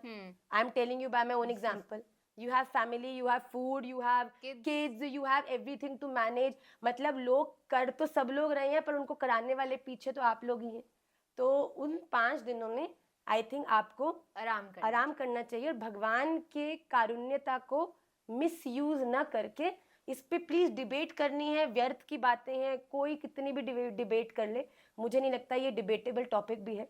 आपको भगवान से प्रेम है, और प्रेम में हमेशा दूसरे व्यक्ति की प्रसन्नता का विचार होता है, अपनी नहीं। मैं क्यों नहीं करूं, मैं क्यों नहीं जाऊं, मतलब यहाँ पे इक्वालिटी नहीं है कि आपने मुझे अशुद्ध बोल दिया, ये 5 दिन की मैं शुद्धि में नहीं हूं, मतलब आपने मेरे मुंह पे कलंक लगा दिया। अरे भैया, जब भगवान से प्रेम हो जाता है ना, तो यहाँ तो ठाकुर जी गोपियों के गोबर को मुंह पे लगवा के बिंदी बना के उनका स्टैट बन जाते, मालूम है आपको? जब गोपियां ठाकुर जी गोपियों से मक्खन मांगने आते ना, तो गोपी कहती है 1 शर्त पे दूंगी, पहले मेरा हिसाब करा। तो ठाकुर जी कहते कैसे हिसाब करूं? तो ठाकुर जी को बिठा लेती हैं और बोलती हैं, गोबर का एक उप्पल बनाया और दीवार पर उसको चिपकाया, और एक गोबर से ठाकुर जी के मुंह पर एक बिंदी लगा दी। फिर एक उप्पल बनाया, चिपकाया, दूसरी बिंदी लगा दी। अरे हमारे ठाकुर जी तो वो हैं जो गोपियों के प्रेम रूपी माखन को लेने के लिए उन अपने मोड़े पे गोबर तक लगवाने को तैयार है। भैया, ये हमारे ठाकुर जी इनोसेंट है। तो आप इस चीज को प्लीज डिबेटेबल टॉपिक न बनाकर, ठाकुर जी की प्रसन्नता, आप पीड़ा में हैं, आप अच्छा फील नहीं, कौन अच्छा फील करता है बिल्कुल इन नहीं, those days? हाँ। कोई अगर बोले कि मैं करता हूं, तो वो केवल बोलने की बात है। हम एक्सपीरियंस है, हम जानते हैं that's how tough these days are. केवल 5 ही दिन नहीं, 2 दिन 3 दिन, जितना भी आपका क्रम रहता है, अगले दिन आप स्नान करके फिर ठाकुर जी की आपकी रियलाइजेशन, आपकी चेतना भी आपको तभी कनेक्ट करेगी जब हम कहते हैं ना, आप जब मंदिर में बैठते हो तो आप पीस ऑफ माइंड से बैठो। मैं आपको बताऊं, कभी कभी मेरे ठाकुर जी तो बहुत देर तक भी तैयार नहीं हो पाते, क्योंकि मैं सेवा में जाती ही तब हूं जब मैं इन सब की ड्यूटी से फ्री हो जाऊं। या तो ब्रह्म मुहूर्त में सारी सेवा करो जब सब सो रहे हैं, नो डिस्ट्रैक्शन, या सब स्कूल गए, काम पे गए, घर का काम खत्म, फिर सेवा में। तो प्लीज ये जो डेज होते हैं इनमें ठाकुर जी की प्रसन्नता है कि आप रेस्ट करें, आप उनके लिए परिश्रम नहीं करें, तो उन दिनों में किसी और से सेवा करें। किसी और से सेवा कराएं, मन से सेवा करें। केवल शरीर से, शरीर तो कितने साल है, 70 साल बहुत अच्छे से चलेगा, उसके बाद जा पाओगी मंदिर तक अपने, बताओ फिर क्या करोगी? तब तो इम्प्योरिटी भी नहीं होगी, तब जाओगी ना मन से, ठाकुर जी हुण तक कुटने चलते नहीं है, तुसी मेरे आ गई हैं, जोत जला दी है, मन तो आरती कर रही हैं बस। तो आप ये 5 दिन इसको डिबेटेबल टॉपिक मत बनाइए, let's keep it very emotional from the perspective of Radharaman. Radharaman हर किसी की रिस्पेक्ट हर किसी को उतनी ही देनी चाहिए। हाँ, और हर चीज में फेमिनिज्म नहीं आता है भैया, please stop it. I mean feminism, equality, blah blah blah, too much करते हैं आप लोग, इतनी की आवश्यकता भी नहीं है। अगर आप सच में राधा रमन जी को पाना चाहते हैं ना, मैं कहती हूँ शरीर तो एक माध्यम है, पाने के लिए जरा दिल कनेक्ट करो, फिर देखो तुम मंदिर तक नहीं जाओगे, वो मंदिर से चलकर तुम्हारे तक आ जाएंगे। जब आपने स्पिरिचुअलिटी में एंटर किया, आपको क्या हर्डल्स आए टू एंटर द स्पिरिचुअलिटी? क्योंकि मेरे को लगता है कि राधा रमन क्या जल्दी से हर किसी को एक्सेप्ट कर लेते हैं, और आपको भी क्या एक्सेप्ट किया बहुत जल्दी से, या फिर आपके लिए भी कोई कठिनाई थी कि तभी आपने उन कठिनाइयों को पार किया और फिर आपको वो प्रेम स्वभाव मिला उनसे? मैं आपको सच्ची कहूँ, राधा रमन जी ने तो सदा से ही हमको एक्सेप्ट किया हुआ है, हम उन्हें एक्सेप्ट नहीं कर पा रहे। जिस दिन ये एक्सेप्टेंस, मैं तो जानती भी नहीं हूँ कि what was that point in my life जब उन्होंने मुझे एक्सेप्ट किया। मतलब उनकी मुझ पे कृपा हुई तो महाराज जी आए, और तब इतना ग्रेजुअल था एवरीथिंग। आप मुझे बोलो कि किसी बच्चे से पूछो बेटा आप कब बड़े हो गए, तो बच्चे का एक्सक्यूज मी कब बड़े हो गए, मतलब there is no definition to this. आप 10 ईयर्स में बड़े हुए, 12 ईयर्स में बड़े हुए, 3 साल के बच्चे को आप 2 साल बाद देखो तो 5 साल का हो जाएगा, तो बड़ा ही हो जाएगा। तो there is no one point कि आप बड़े हो गए। पर वैसे ही there is no one point मैं आपको कहूँगी कि आप स्पिरिचुअलिटी में एंटर करते हो। स्पिरिचुअलिटी जिनकी लाइफ में एंटर होती है ना, उनकी लाइफ से एग्जिट भी बहुत जल्दी हो जाती है। जिनकी लाइफ में एंट्री पॉइंट है, उसका एग्जिट पॉइंट भी पक्का होगा। मैं आज स्पिरिचुअलिटी में आ गई क्योंकि ठाकुर जी ने मेरी ये बात मान ली, और जिस दिन बात माननी बंद की, एग्जिट बहुतों के साथ हो रहा है, मानो तो ठीक, नहीं मानो तो बाय बाय। पर जिसकी जीवन में स्पिरिचुअलिटी चीनी बन जाती है, अब चाय में चीनी घोल दो, निकाल सकते हो, घुल जाती है अपने। जब जिसके जीवन में जो बड़े ग्रेजुअली, कोई कुछ दुनिया कुछ भी बोले, let it come to you gradually. आप कभी ना कभी कुछ सुनोगे, कुछ देखोगे, कुछ अनुभव करोगे, अपने आप आपकी रुचि बनेगी। सुनी सुनाई, कही कहाई, देखी दिखाई पे मत जाओ, वो दुनिया को करने दो। आपने कुछ देखा, किसी की बात अच्छी लगी, अच्छा इतना राधा रमन करती हैं, इतने एक्सपीरियंस देते हैं, एक बार जाके दर्शन तो किए जाए। किसी के मन में इतना सा भी उदय हो गया हमारी बात सुन के, महाराज जी की कथा सुन के, बैठे हैं देखो 10 बालक, इन सबसे पूछो, ये सब ऐसे ही पकड़े गए हैं। हर फ्राइडे वृंदावन में राधा रमन जी के सामने खड़े सब रो रहे होते हैं। ये इनका जादू है, ये मैं आपको वर्ड्स में नहीं एक्सप्रेस कर सकती। ये तो आप एक्सपीरियंस, ये पंखा है, पंखा बहुत इतना, ये पंखा जो मेरे घर में लगा है ना, इसके जैसा पूरे वर्ल्ड में कोई पंखा नहीं, ऐसी हवा कोई देता ही नहीं है, बताओ। एक्सपीरियंस, अब मान जाओगे? जब तक चलाऊंगी नहीं, जब तक हवा नहीं आएगी, कैसे मानोगे? मैं जितना मर्जी राधा रमन जी को ग्लोरीफाई कर दूं भैया, जब तक जाके देखोगे ना है ना, समझ नहीं, जब तक उनके बारे में सुनोगे ना है ना, जितना मर्जी मैं बोलूं आपको, वो आपने बहुत सारे लोगों को क्यूरियस कर दिया। अब तो नेक्स्ट फ्राइडे मतलब जाना ही है, जाना ही rather चाहिए। than going to mountains, people should go to Vrindavan. Absolutely, and please to take darshans and to meet Radha Ramanla, not to make reels and not to go viral and not for those clicks and likes. I really, आप जाते हो fine, मुझे इससे कोई इसके मैं against नहीं हूँ भाई, हर व्यक्ति का अपनी। आप रील बनाने के लिए भी वृंदावन जा रहे हो और गलती से राधा रमन जी के दर्शन हो गए ना, फिर कहाँ गई तुम्हारी रील और कहाँ गए तुम्हारे लाइक्स, उससे कोई तुम्हें प्रभाव नहीं होगा।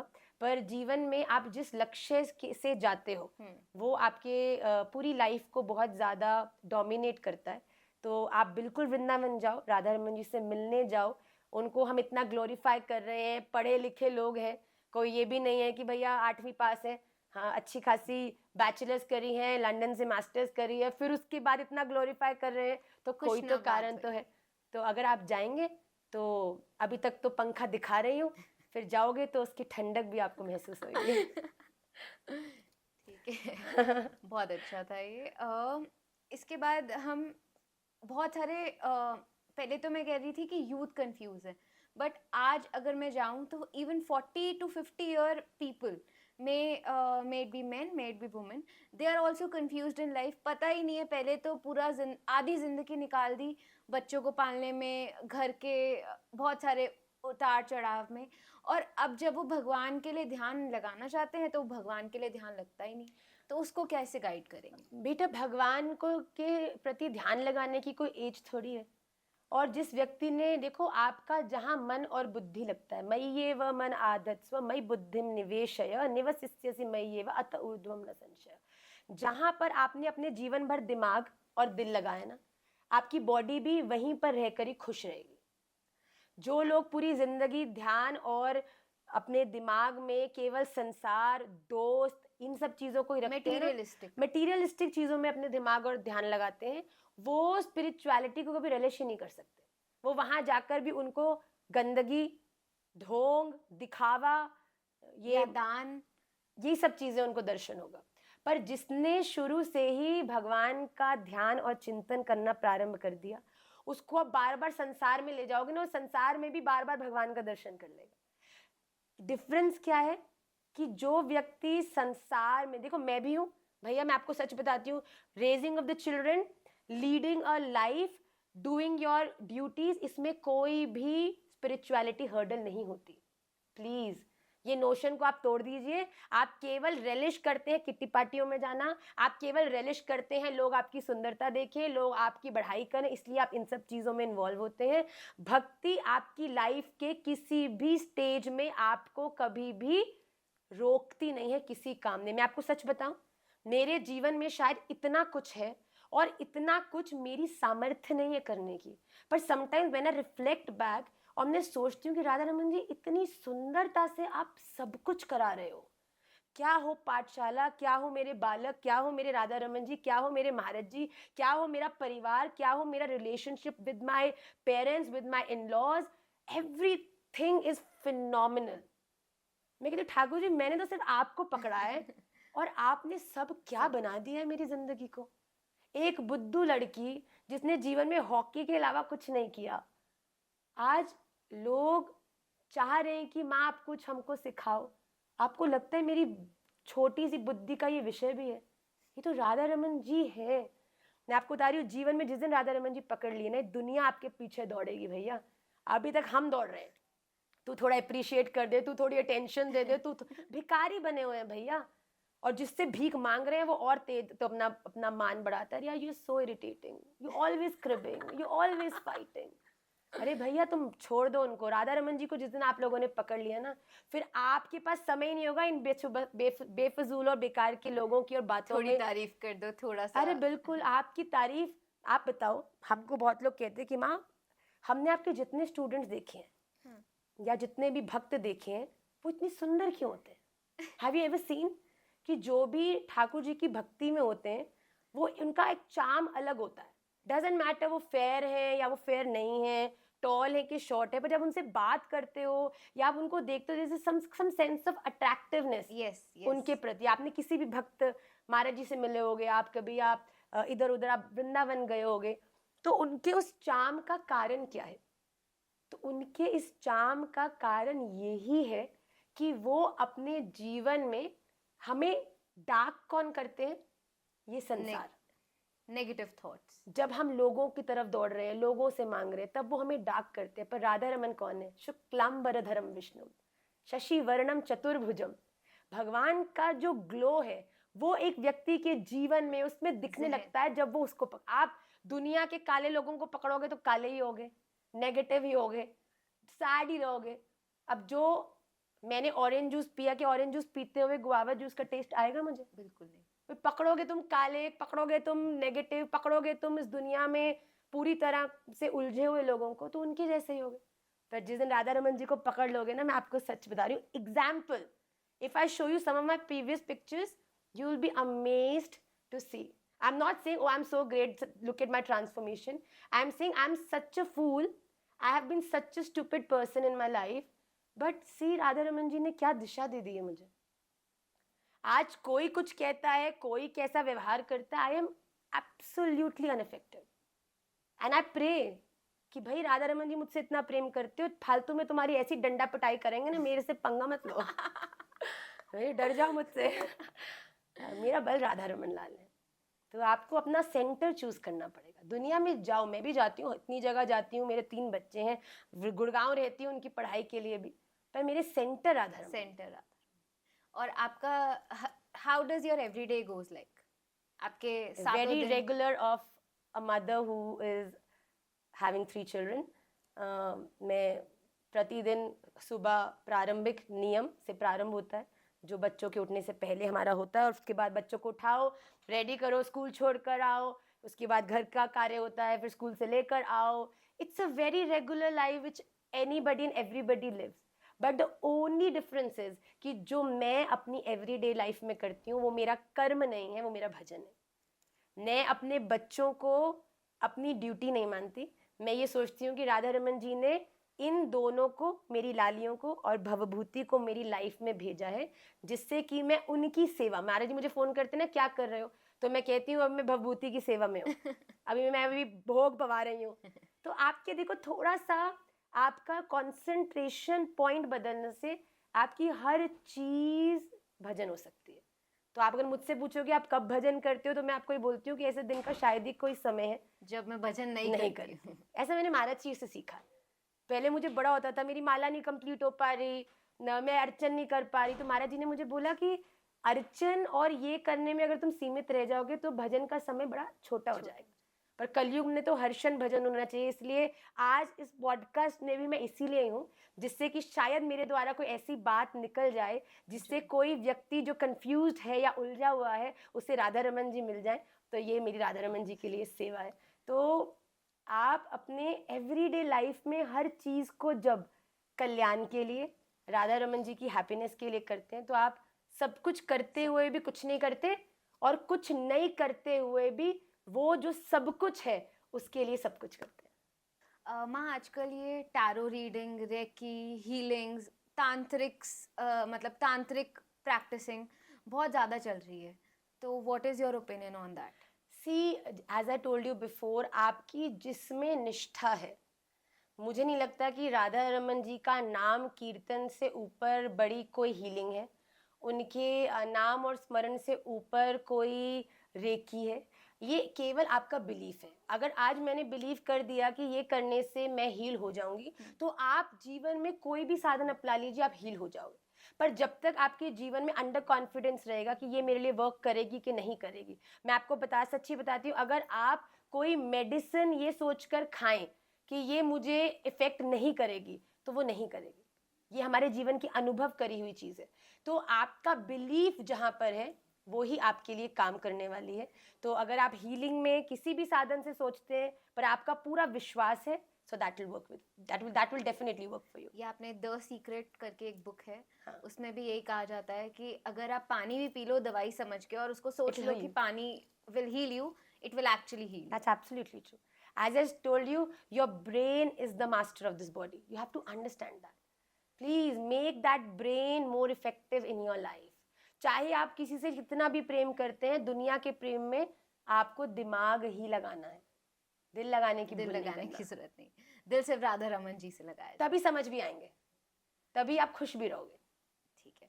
और जैसे कि आप खुद एक माँ हो और आपके 3 बच्चे हैं, आप पूरा घर गृहस्थी चला रहे हो, can you give some guidance to the upcoming moms who are inclined towards spirituality but they are not sure कि मैं कैसे अपना टाइम मैनेज कर पाऊंगी? उनके लिए एक map down way how they can manage परिवार plus professional life plus the kids. As I told before as well, kids, परिवार एंड स्पिरिचुअलिटी, ये 3 अलग चीजें है ही नहीं। मेरे लिए स्पिरिचुअलिटी, परिवार और बच्चे, ये तीनों अलग चीजें है ही नहीं। मेरे लिए ये तीनों एक ही हैं, और वो राधा रमन जी। मैं कहती हूँ अगर आप अपने बच्चों को स्पिरिचुअल करना चाहते हैं, there is no rocket science. आप उनके संग दिन में, अब वो ट्यूशन जा रहे हैं, मैं आपको सच बताऊं, मेरे बच्चे पूरा दिन क्रेजीली बिजी रहते हैं. They go to school, they come back, half an hour they eat their food, they go for badminton.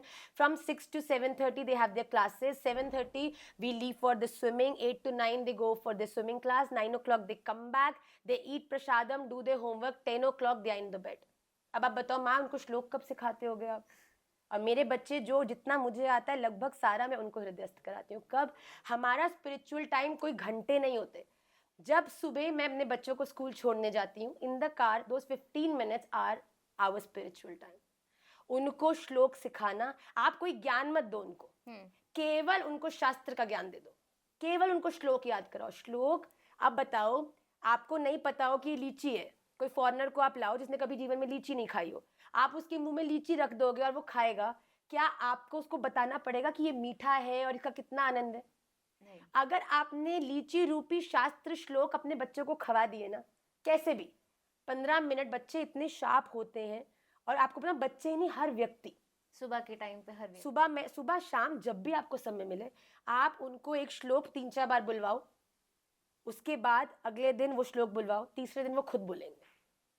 जब हम स्कूल जाते हैं तो वो श्लोक बोलते हैं और याद करते हैं, और फिर अगले श्लोक को हम ऐसे लेते हैं, और जब वहां से वापस आते हैं तब नए श्लोक याद करती हूँ.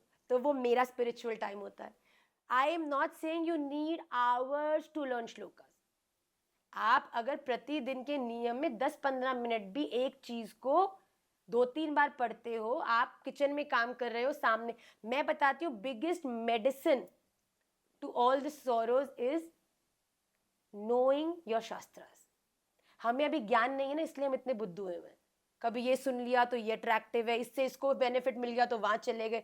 इधर जिगजैग के चक्कर में रोड पूरी नहीं हो पा रही. पर रोड तभी पूरी होगी जब आप सही रोड पर आओगे विदाउट एनी डिस्ट्रप्शन. और एक ही व्यक्ति से शायद एक ही भावना या एक ही एनर्जी पे कंसंट्रेट करोगे. आजकल इतने सब आ गए हैं, गुरुजी कह लो, सदगुरु कह लो, इतने बहुत गुरुज हैं जो हम एज अ यूथ को कंफ्यूज भी कर रहे हैं, और हम भी अटल नहीं रह पा रहे हैं कि इसको फॉलो करें कि उसको फॉलो करें. तो इसीलिए कहा जाता है बेटा कि जीवन में गुरुदेव, जो आपके दीक्षा गुरु होते हैं, और इष्ट होना बड़ा जरूरी है. मैंने कहा ना, आई हैव नो प्रॉब्लम कि आप राधा रमन जी को ब्रह्म के रूप में मानते हो, भगवान के रूप में मानते हो, कि परमात्मा के रूप में मानते हो. These are 3 different things. Brahm is energy, Paramatma means a form, but a form which is something not recognizable to all of Shapeless. us, and shapeless, and भगवान which is a form. तो आप जिस भी फॉर्म में राधा रमन जी को मानो, I have no problem, but आपका dedication उस एक की तरफ होना चाहिए. Only then it will give you that realisation. पति एक ही होता है. अब सब में पति का दर्शन करोगे तो बताओ क्या हो नहीं होगा? समझ आएगा? किसी से प्रेम कर पाओगे?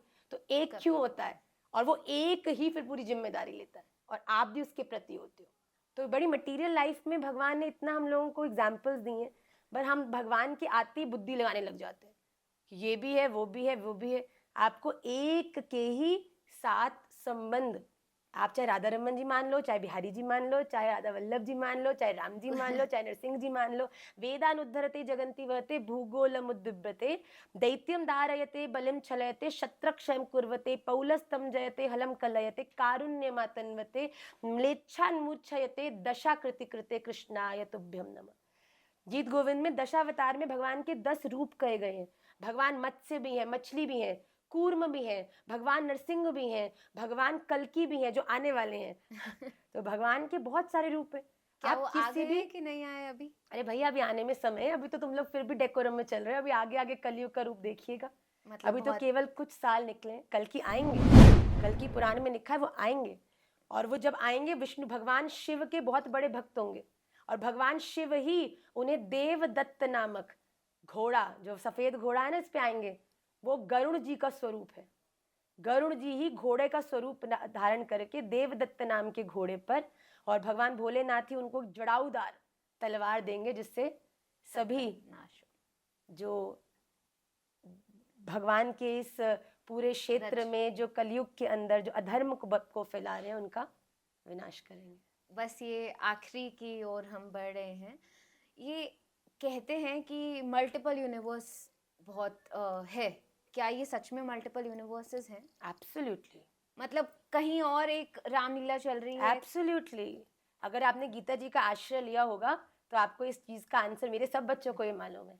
भगवान का स्वरूप इतना विराट है, तो भगवान से जब अर्जुन तो ने भगवान को सखा के रूप में देखा है, तो जब भगवान ने कहा अर्जुन तू क्यों फंस रहा है भैया, तूने पहले भी ऐसे ऐसे किया और आगे आने वाले समय में भी ऐसे ऐसे होगा।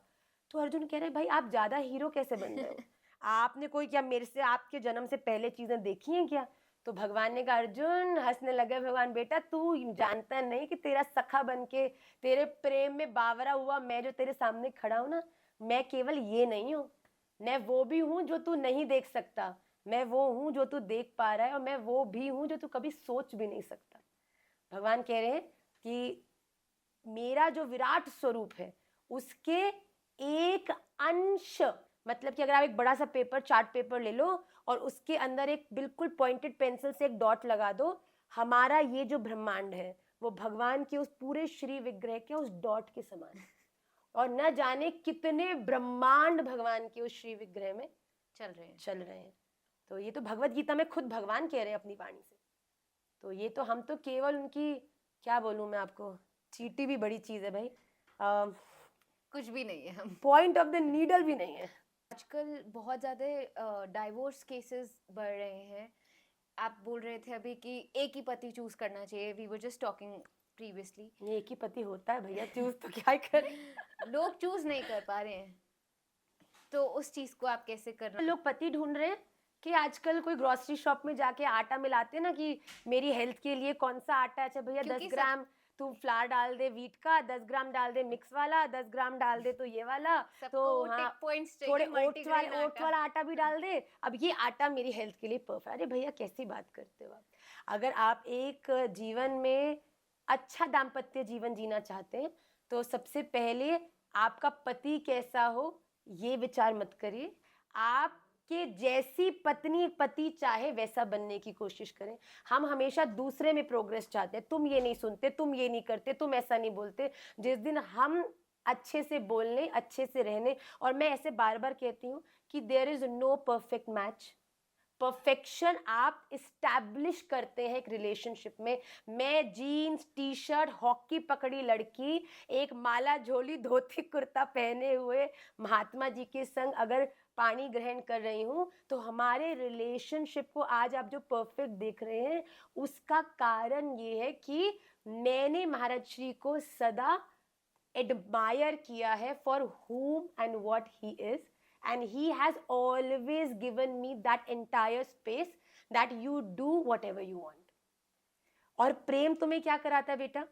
मैंने कोशिश करी कि मैं जिससे प्रेम करती हूँ उसके जैसा बनूं, मैं महाराज जी के जैसे बनने की कोशिश करती रही। और मैं आपको बताऊं महाराज जी जो बड़े क्लोज्ड हैं, वो आज जो ओपन है, आज जो अपनी लाइफ को लेके भी इतने प्रोग्रेसिव हैं, वो इसी कारण से हैं कि वो कुछ मेरे जैसा हुए और मैं कुछ उनके जैसा। तो हम हमेशा एक अच्छे, आप अच्छा, मैं देखो डाइवोर्स के बारे में तो नहीं जानती, पर एक अच्छा रिलेशनशिप कैसे एस्टैब्लिश करना है उसमें केवल मेरे लिए एक ही बात है, जब हस्बैंड ढूंढे ना तो वो खाता पीता ना हो, वो अच्छा धनवान हो, वो ये हो, वो हो, ये सब चीज़ें आप छोड़कर केवल एक चीज़ पे ध्यान दीजिए, and that is very important, कि वो एक अच्छा इंसान हो, वो हम्बल हो, वो आपकी रिस्पेक्ट करता हो। आपने अगर एक अच्छे इंसान से शादी कर ली ना, तो आपके जीवन के हर एक अच्छे बुरे, अच्छी बुरी आदत, सब में वो आपका साथ निभाएगा। अगर आप कहो कि आज ये मेरी रिक्वायरमेंट्स हैं और आगे जाके अगर वो रिक्वायरमेंट्स पूरी नहीं करेगा, देखो change is the only constant in this world. आज मैं ऐसी दिखती हूँ, आज ही मैं बच्चों को दिखा रही थी मेरी 5-6 इयर्स ओल्ड पुरानी एक video, I look so different, मतलब मैं अपनी आवाज सुन के ऑकवर्ड होगी कि ये मेरी आवाज कैसी है इसमें। This is what we are. अगले 10 सालों में हम और बदल जाएंगे। तो जब आपके लिए कोई, आप किसी की सुंदरता से प्रभावित होकर उससे शादी कर रही हो, तो जब उसके सफेद बाल आएंगे और भगवान ना करे वो गंजा गुंजा हो गया, तो आपका प्रेम खत्म हो जाएगा। तो अपने प्रेम के आधार में एक अच्छे इंसान को रखो। अगर एक चाहे अच्छा वो वाइफ इंसान हो है, चाहे वो हस्बैंड हो। बिल्कुल अच्छा व्यक्ति हो, और अगर अच्छा व्यक्ति है तो आपकी प्रसन्नता के लिए कुछ भी करेगा। और जब एक रिलेशनशिप में एक व्यक्ति को रिस्पेक्ट मिलती है, लव मिलता है, अंडरस्टैंडिंग मिलती है, तो रिलेशनशिप कितने भी अप्स एंड डाउन से निकल जाए पर वो हमेशा स्ट्रेंथेंड ही होता है। मतलब ये आपकी सक्सेस स्टोरी है Yes, आपकी रिलेशनशिप की। एब्सोल्युटली। मुझे नहीं लगता कि महाराज जी ने कभी भी मुझे किसी चीज़ के लिए भी, सच बता रही हूँ, टोका हो या बोला हो कि तुम ऐसे कर लो, या मैंने महाराज जी को बोला हो कि आप ऐसे नहीं ऐसे कर लो। मतलब ये हमारे रिलेशनशिप की एक अंडरस्टैंडिंग है कि हमने एक दूसरे के लिए अनसेड चेंजेस किए हैं, बिल्कुल किए हैं, खाने पीने, पहनने, सोने, मिलने जुलने सब में किए हैं, पर बड़ी प्रसन्नता से किए हैं। कोई फेमिनिज्म नहीं आया, कोई इक्वालिटी नहीं आई कि आप मुझे जीन्स और स्कर्ट से साड़ी पहना रहे हो। मैंने बहुत खुशी से, मैंने इसे प्रिविलेज समझकर इन सब चेंजेस को अपनी लाइफ में अडॉप्ट किया, and I think that is the real reason. मैं इसको नेगेटिव नहीं, अपनी लाइफ का स्टार समझती हूँ, क्राउन समझती हूँ। This makes me a princess. Thank you, Ma. And you are absolutely princess for all of us because you are teaching so much. And I wish all the best for Nimai Pathshala. Thank you so much. And I would really want that everyone should join Nimai Pathshala because बहुत कुछ सीखने को मिलता है। नहीं, और मैं भी आपको बहुत बहुत धन्यवाद देती हूँ।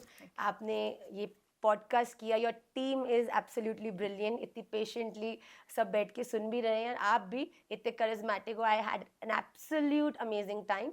और मेरा भी यही सभी से निवेदन है कि निश्चित रूप से आप निमाई पाठशाला को ज्वाइन करिए, क्योंकि ये न केवल आपके इस कॉम्प्लिकेटेड जीवन को कुछ सहज करेगा, बल्कि आपके जो इटर्नल आपका कॉज है to take this human birth, उससे भी आपको परिचित कराएगा। Absolutely. We will add the link under our caption. Please go through it. Thank you so much, Ma. Shri Radha Raman लाल की जय।